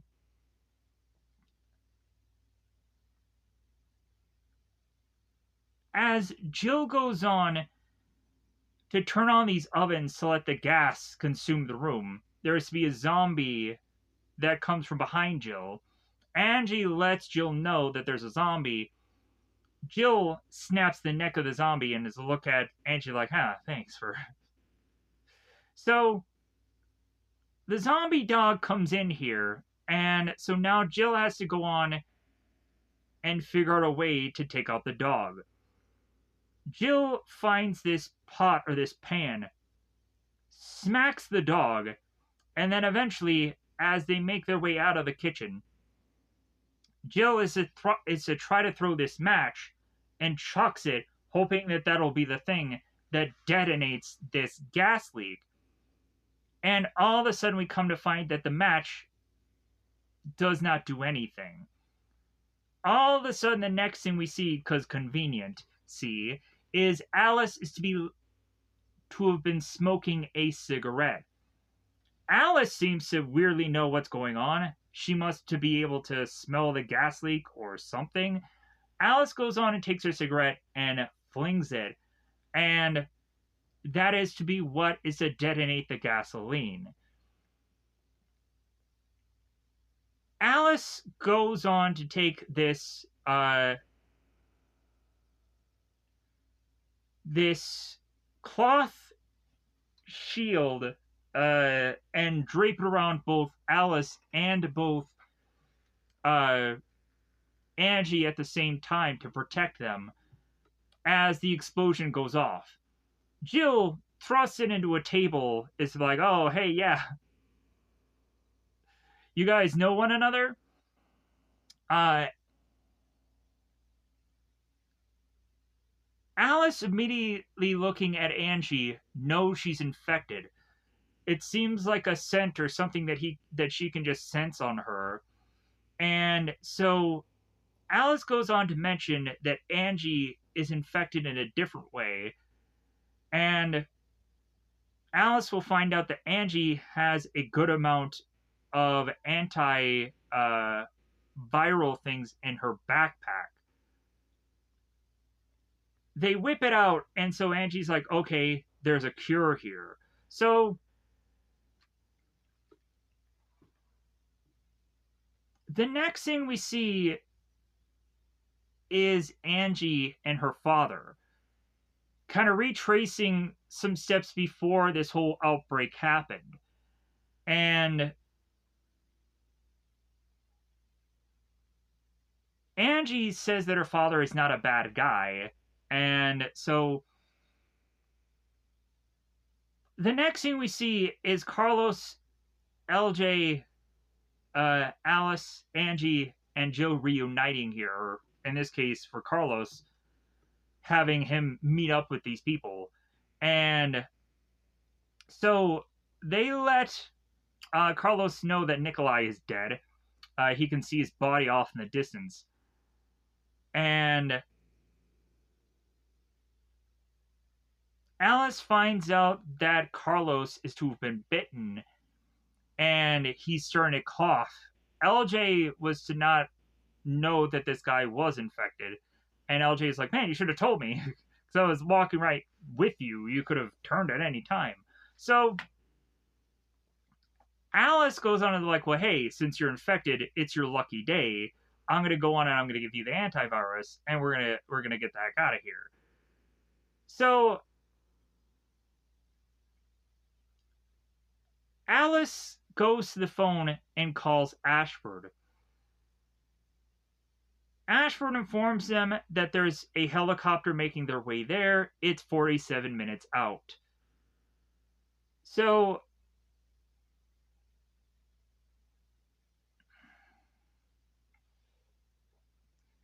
Ashford goes on and speaks to his daughter for a moment and then gets Alice back on the line. And tells them that they need to make their way to City Hall and they really need to hustle before the time is up, before the bomb is to be dropped and the city is to be extinguished, or to be what would be the word, a big word, to annihilated, exterminated, consumed. I don't know. Anyways, so after that phone call, Ashford turns and eventually Major Kane is there. Major Kane tells Ashford, it's like, well, did you really think I wouldn't know what you were doing? Like, yeah, I kept tabs on you on all your computers. Yeah, I knew what you were doing.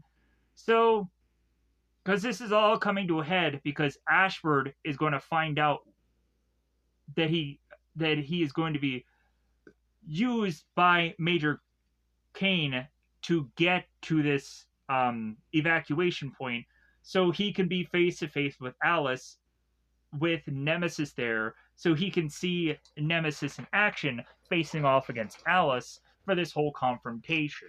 So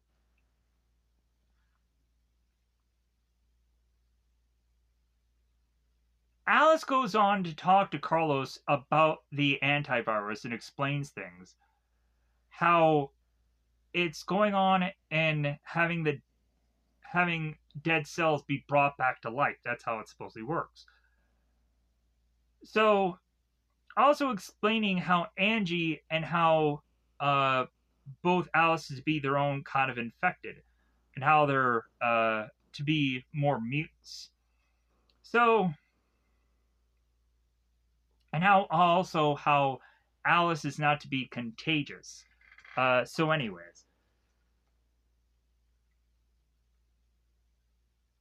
here is where Jill goes on and gives the camcorder to Alice so that way she can go on and reiterate everything that she had said in the very beginning of the film within this video camcorder, so that way there's evidence of what had all happened here. And Alice, if she is to die anywhere, like, she'll have her statement or her testimony being put within this video, so that way they'll have found out what has all gone down from this certain source of person. So now we cut to this evacuation spot.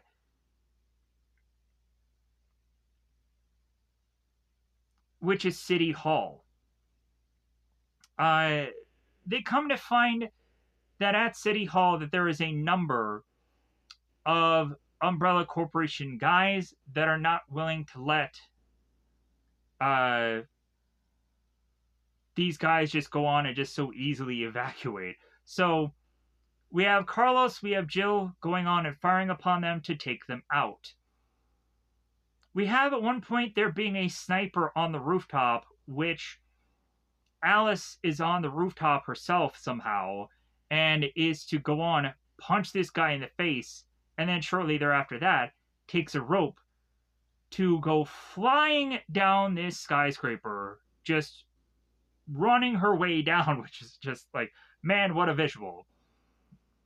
And falling all her way there, and eventually faces off against these Umbrella Corporation agents. As she's fighting, there is one agent that whips out this dagger and cuts her netted shirt. Oh no, not her shirt that has all the holes in it already. You have made one big hole in a shirt that already has so many holes. Oh no. So, Alice goes on and takes down all of these agents. And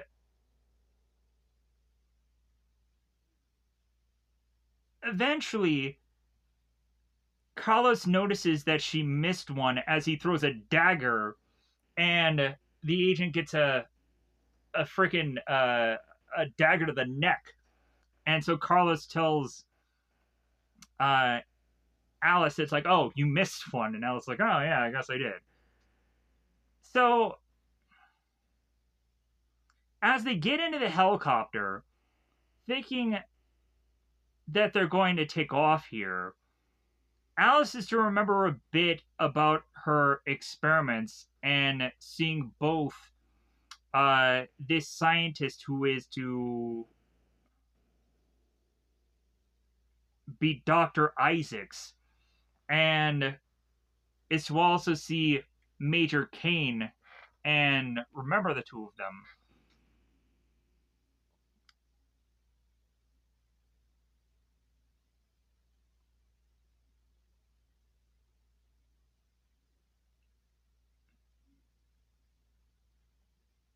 They keep going on and they keep saying that they need to take off here. And then Major Kane comes into fray here with a gun on Angie, and is to, of course, stop them from taking off. And state that they've been expecting them. So, that's what I believe. Like one of the Umbrella agents or one of the Major Kane or yeah. So Nemesis comes into frame here. So Major Kane has Angie reunite with her father. They both hug. And Kane tells Alice that she needs to fight Nemesis.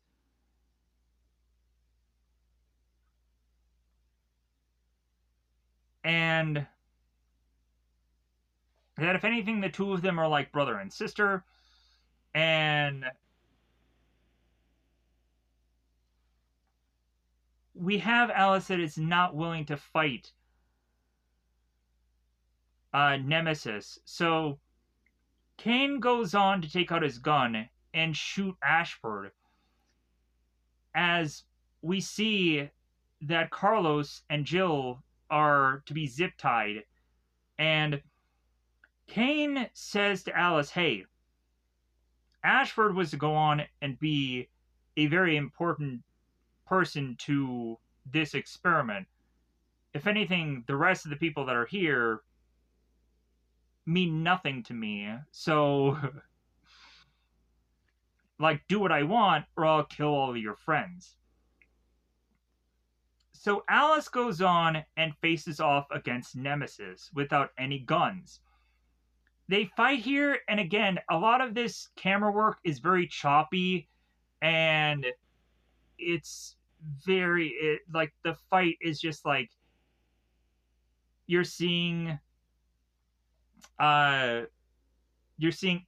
face, you're seeing Nemesis's face, and you're kind of seeing legs and arms flying at some point. You're seeing quite a bit of times where like there's some moves that looks like there's some arm stretching or some arm pullings, and all this stuff looks very much impactful, but if anything, kind of very poorly shot also. So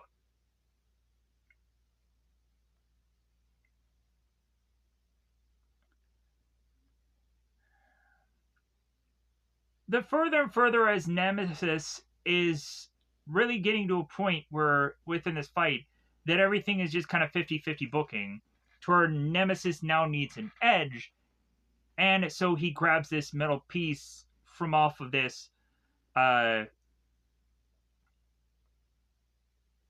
off of this thing and tears it off to have this just kind of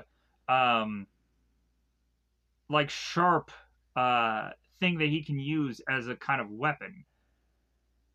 So while doing that, there's to be, as the break off of that metal piece, there's also a piece that just kind of comes out that eventually will come to find could be used as a way to shove into Nemesis, so that way he'll get kind of taken out that way. But you can't really take down characters like Nemesis or even guys like Mr. X. There seem to be just an unstoppable force that is too difficult to defeat. As well as also guys like Wesker, whatever that goofy guy is that seems to always be a big, huge presence within the Resident Evil world. There seems to just be a number of people that they just create in the Resident Evil world that are just extremely hard to kill. And eventually they build a whole game franchise off of some of them also, like Leon's and characters like that. You would think that Resident Evil would try to go on and bring back Chris in a game, like actually focus on him, because everybody has that issue where it's like, oh yeah, we see Chris in this game, but he's not focused upon. Why is it that they've gone on through so many games now and they're not focusing on Chris at this point? It's so absurd because everybody has that complaint. If anything, the biggest seller of the following Resident Evil game is having a game focused on effing Chris. What are you doing? Like, you guys don't want to make money? Like, are you guys insane? Do a game that focuses on Chris. You would have a huge blockbuster seller. If anything, do a movie, do a show, do a number of things that just focus on Chris. That would be a huge, massive seller, because everybody would be like, oh my god, they're doing one thing that I always been wanting for a long time, which is a thing that focuses on Chris, because everybody just likes that character. As well as also, Chris is just an absurdly strong character that ends up bashing this huge boulder, which logically doesn't make a lot of sense. which has to assume that Chris has some weird superpowers, or eventually he is to just be roided up to the gills. Either way, this character is really fascinating to see what the heck is with Chris. So let's push on here. So as Alice continues to avoid the weapon of which that Nemesis now has, eventually Alice is to eventually find that now she needs a weapon, and Major Kane will go on and even things up by thrusting out these batons from his arms to then throw to Alice to even the odds. So as Alice goes on and use these batons to strike upon Nemesis, eventually this is to all be pushing Nemesis to that metal thing that was to have gone on and been protruding out before. Pushing him into that, stabbing him into that. And as Major is to demand that Alice finish him as if this is like Mortal Kombat or something, Alice is consistently thinking that Nemesis is actually Matt. That Matt was infected. And that there is no justifiable way that Alice will go on and finish Matt, who had gone on to save her life sometimes before. So Alice apologizes to Matt and will not go on and will not finish him. If anything, Alice is to go on and quite walk away from Nemesis without fighting him anymore. And eventually Nemesis is to make his way out of the protruding metal thing that he had been lodged into.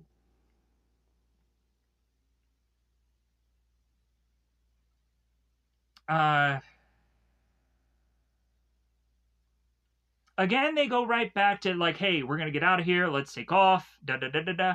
And we have Carlos that is also to take a box cutter or some device that he has the ability to have at his disposal to free himself from his binds.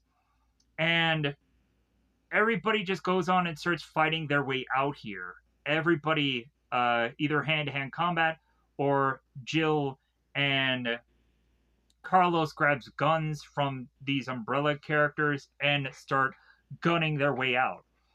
Jill runs to Angie to protect her and shield her, and Nemesis grabs his primary weapons, start grabbing them, and is to help out Alice because Major is to demand that Nemesis kill Alice, and Nemesis doesn't. He does go on and assist Alice to kind of protect her here.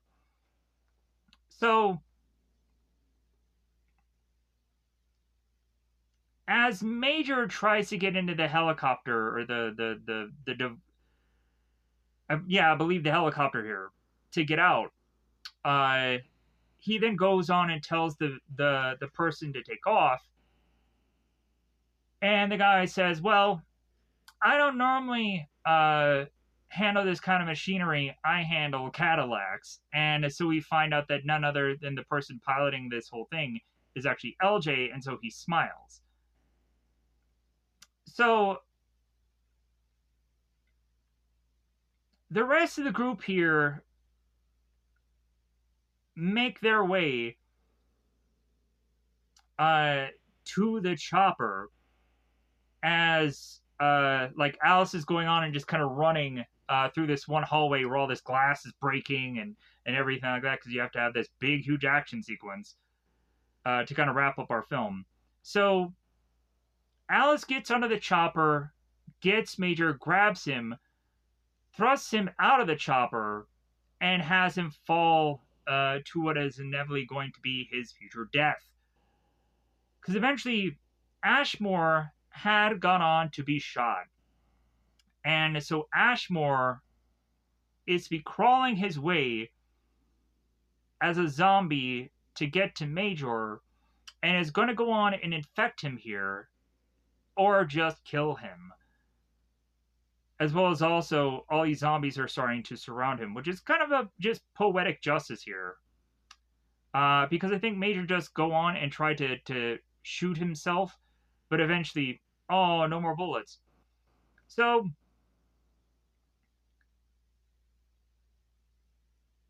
the helicopter takes off, and here is when the bomb goes off.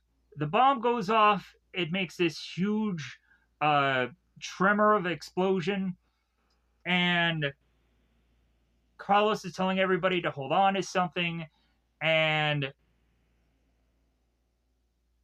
so as the tremor is happening here, the chaos, the shaking, all of a sudden a piece from the helicopter goes flying and is flying towards Angie.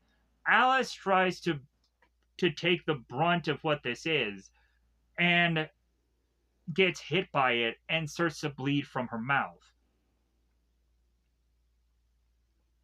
Carlos says that they're going down, and so the wreckage is to be seen from what looks like a waterfall of sorts. As another chopper comes down, Dr. Isaac and his people are to go on and find uh, find Alice's body. I know that this movie is an hour and a half now, and I'm going way over the runtime, but I don't really care. I'm almost done anyways. Thank you for watching this video. I get it. 2 hours. Oh, what a burden. La, la, la, la, la. Yeah, I get it. Like I've heard that thing, that bit of thing quite often. I get it that these videos are very long, and also I'm not really helping by really stating all of this. But thank you guys for watching this whole thing. Thank you guys for watching however you're going to watch it.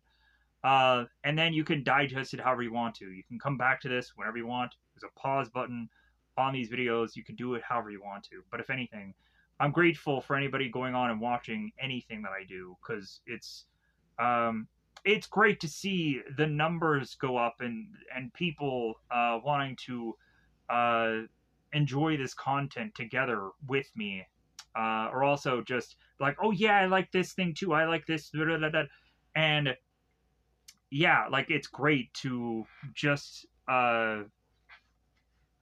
cover this bit of movie, even though actually I had a number of things just kind of to be set up instead of this, but I was like, let's just do this and let's put this out there. There's sometimes lately where, yeah, I have a whole organization of stuff that I want to put together, but also I'm kind of doing things very randomly. It's not the best idea, but like what I'm actually putting out is actually just smart. It's really, in my opinion, to be the best thing that I can put out right now, I think, is really what I'm putting out altogether. So I'm happy by these decisions that I make, even if it's to be like these last minute things. I'm very I'm just over the moon, just like, yeah, like this is great that I'm going on and making these decisions.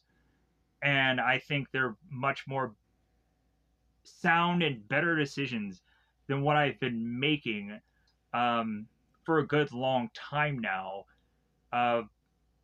It's probably not save the channel kind of level decisions, but if anything, like I think I'm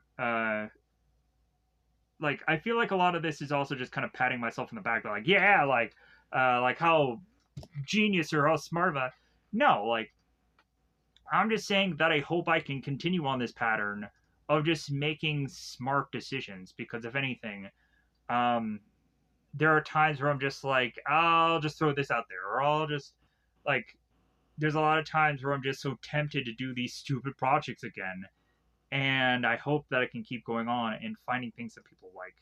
So, but again, Dr. Isaac finds Alice's body and then helicopter out. We find a bunch of news coverage talking about a scandal going on and having one statement say this, another statement trying to cancel that statement. Back and forth, the news is to be kind of be all over the place. uh, having the Umbrella Company trying to cover up and trying to cancel anything of which that is to have been said by Jill or any of her people, as far as to try and keep this kind of what's the perfect word here? Uh, the corruption or the the horrible things that Umbrella Corporation did to a minimum to kind of uh, have the Umbrella Corporation not be investigated or whatever. So the next thing we see is Dr. Isaac in this room that is to have this glass uh, this glass water tank that is to have uh, of course Alice in it. Alice is to wake up with this breather on, and you would think that they would have gone on and had a breather for both her nose and her mouth. Because what if this girl just kept inhaling the water? But I don't know, I guess that's just me. So Alice wakes up, they take her out, they empty all the water out of this. They strap her onto a bed, they run tests on her, they tell her that she's safe. They give her a pen to write on a piece of paper, and as she writes, she just scribbles nonsense. And so they hope that Alice has either no memory or that Alice is to just kind of be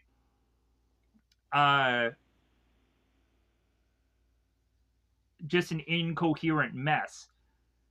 And so Dr. Isaac goes on to say, like, hey, do you remember who you are? Do you remember your name? And so Alice goes on, my name is. And so Dr. Isaac turns and says, like, okay, I think we'll just go on and we'll wipe her memory and do a complete blood work on her. And then Alice finally goes on and states, my name is Alice and I remember everything. I remember eventually flashing back to everything, and then goes on and takes the pen, puts it close up into the person's eye, and then goes on to karate take down a number of people. And Alice goes on to make her way through the facility, getting the heck out of there. There is a security guard looking at a monitor, and all of a sudden, while looking at Alice, Alice looks right at the monitor, and we all of a sudden see that the security guard is having his nose bleed, which is to assess or assume that Alice can probably use 100% of her brain function, and hence why she was to have been able to have easily known that that security guard was there. So Alice leaves the facility, and there's a number of Umbrella Corporation guards that are having their laser pointed guns out and surrounding Alice. And all of a sudden, there's a car that comes driving by with Carlos and LJ and Jill in it.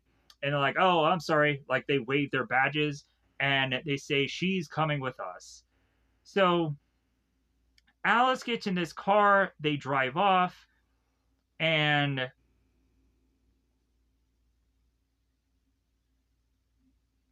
Dr. Isaac on his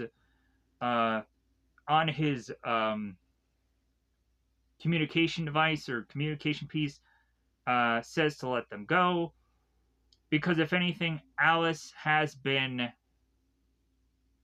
experimented on and is to be rewired here. I would have assessed or assumed, I think, at some point Alice is to have been cloned. Because eventually they have Alice who has like a number of clones of herself, and is to also have Wesker eventually have to have been cloned at some point within the movies, and so on and so forth. And so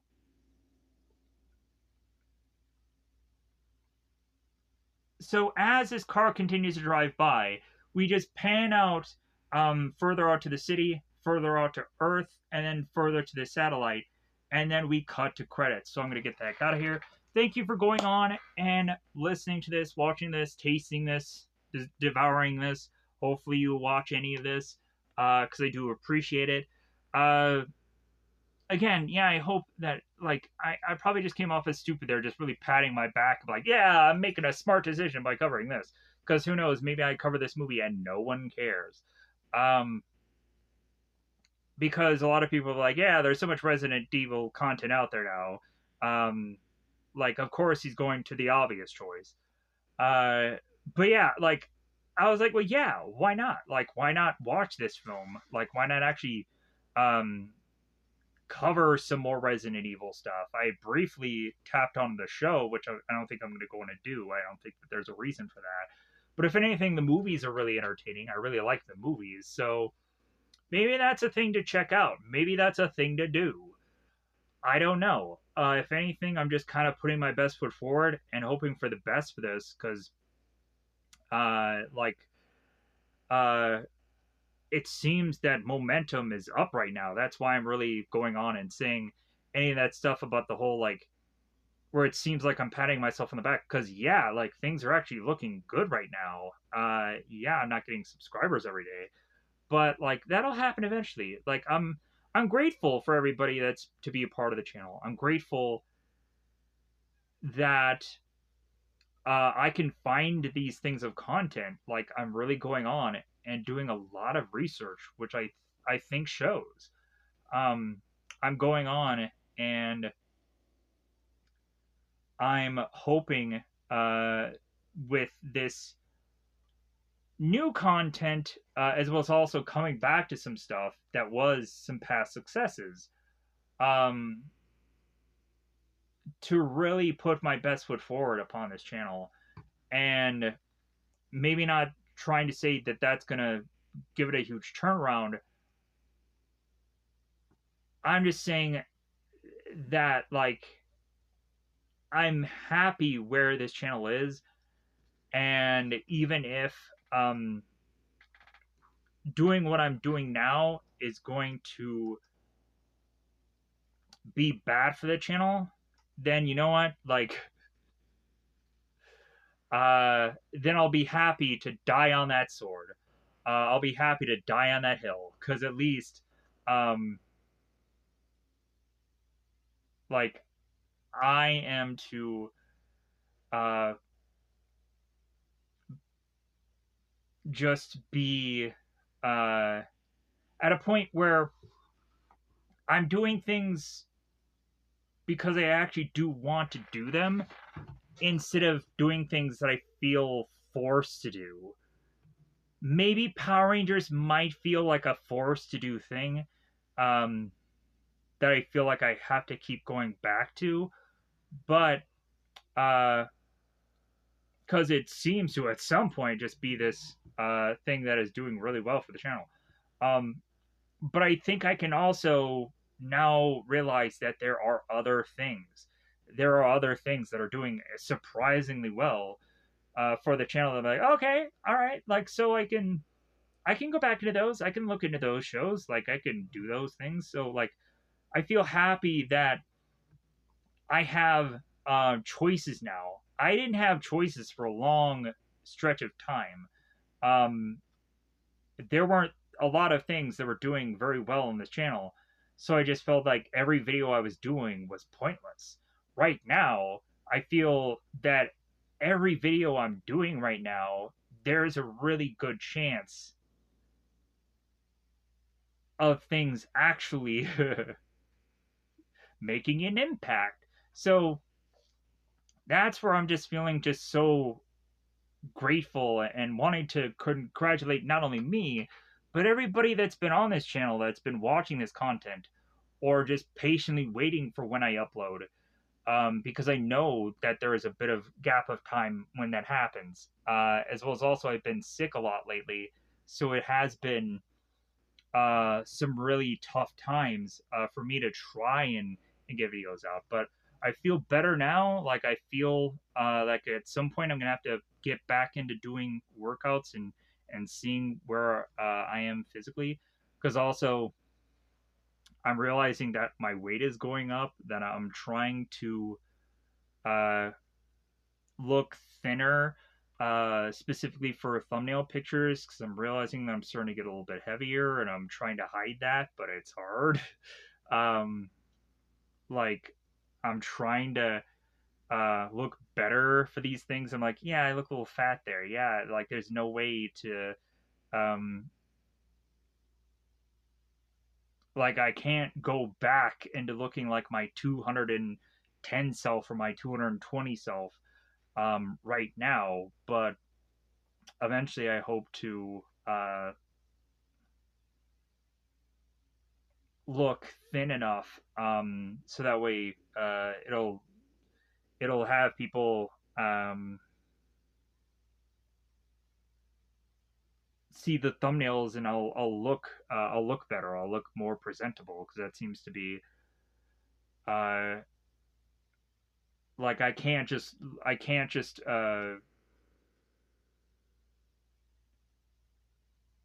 look however I want, which just kind of sucks. Because shouldn't that be how this is? Like,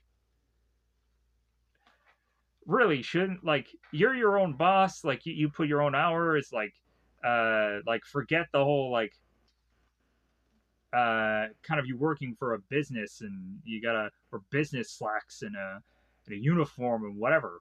Like I almost feel like my thumbnail pictures are to basically be my uniform and then this is to be like how I have to kind of present myself as uh like if I mentioned anything of negative about how I feel, yeah, it's just kind of like, and a lot of people I think want a lot more positive reviews than negative. So like you can't win. Like it's not my fault that I just find all these projects and I feel a certain way about it. I can't be positive about everything. But there was somebody that went on to one of the videos like, man, you're just negative about everything. I'm like, no, like I pointed them out to obviously like, hey, check out this review. Check like I'm positive about this. Like it's just coincidence that you went to the one thing, the one video where it's just I can't come up with like I can't lie to people. Like I have to say that there's so much content out there that is just like that. So like yeah, like that's what happened to like Vampire Hunter D recently. I was like, yeah, I just discovered this thing and I just watched this movie and I was just like, well, like it's an hour and 16 minutes of just something to watch, but like it really like uh it had potential, but it was just a waste. So like it was just like like I could see why people like it, but there's so much content that's just better than it. For this movie, like I think that this movie was to probably be the height of Resident Evil, but eventually I'd be interested to see if any of the other movies are to be as big or as to be as interesting. Um, because I remember bits and pieces about the other ones, but I just um am to go on and realize that it's been such a long time since me watching any of these things. So with that said, I'm gonna get the heck out of here so I can get this uploaded. This is also trying to avoid making this another long-winded video because that's what happens in every one of these things. I go on this huge rant by the end of the video and then I talk for too long. And this part is something that no one really cares about. But I just throw always these in at the end and then regret it later because I always tell people that it's like, yeah, this is the dumb part of the video. This is where I put my foot in my mouth, and I always want to be apologetic if any of the end of these videos hurts anybody's feelings. Uh, but there's a lot of times where it's just frustration. It's just whatever I'm feeling that day. It's just like me realizing how challenging these videos are and me just being so worn down and so burnt out at some points by this process. even though I just do one video every other day or whatever. Um, but like I still want to commit to this. I still want to do it, and I still absolutely love it, and hope to find people that love movies and shows as well. So I'm gonna get out of here. Bye, everybody. Bye, everybody.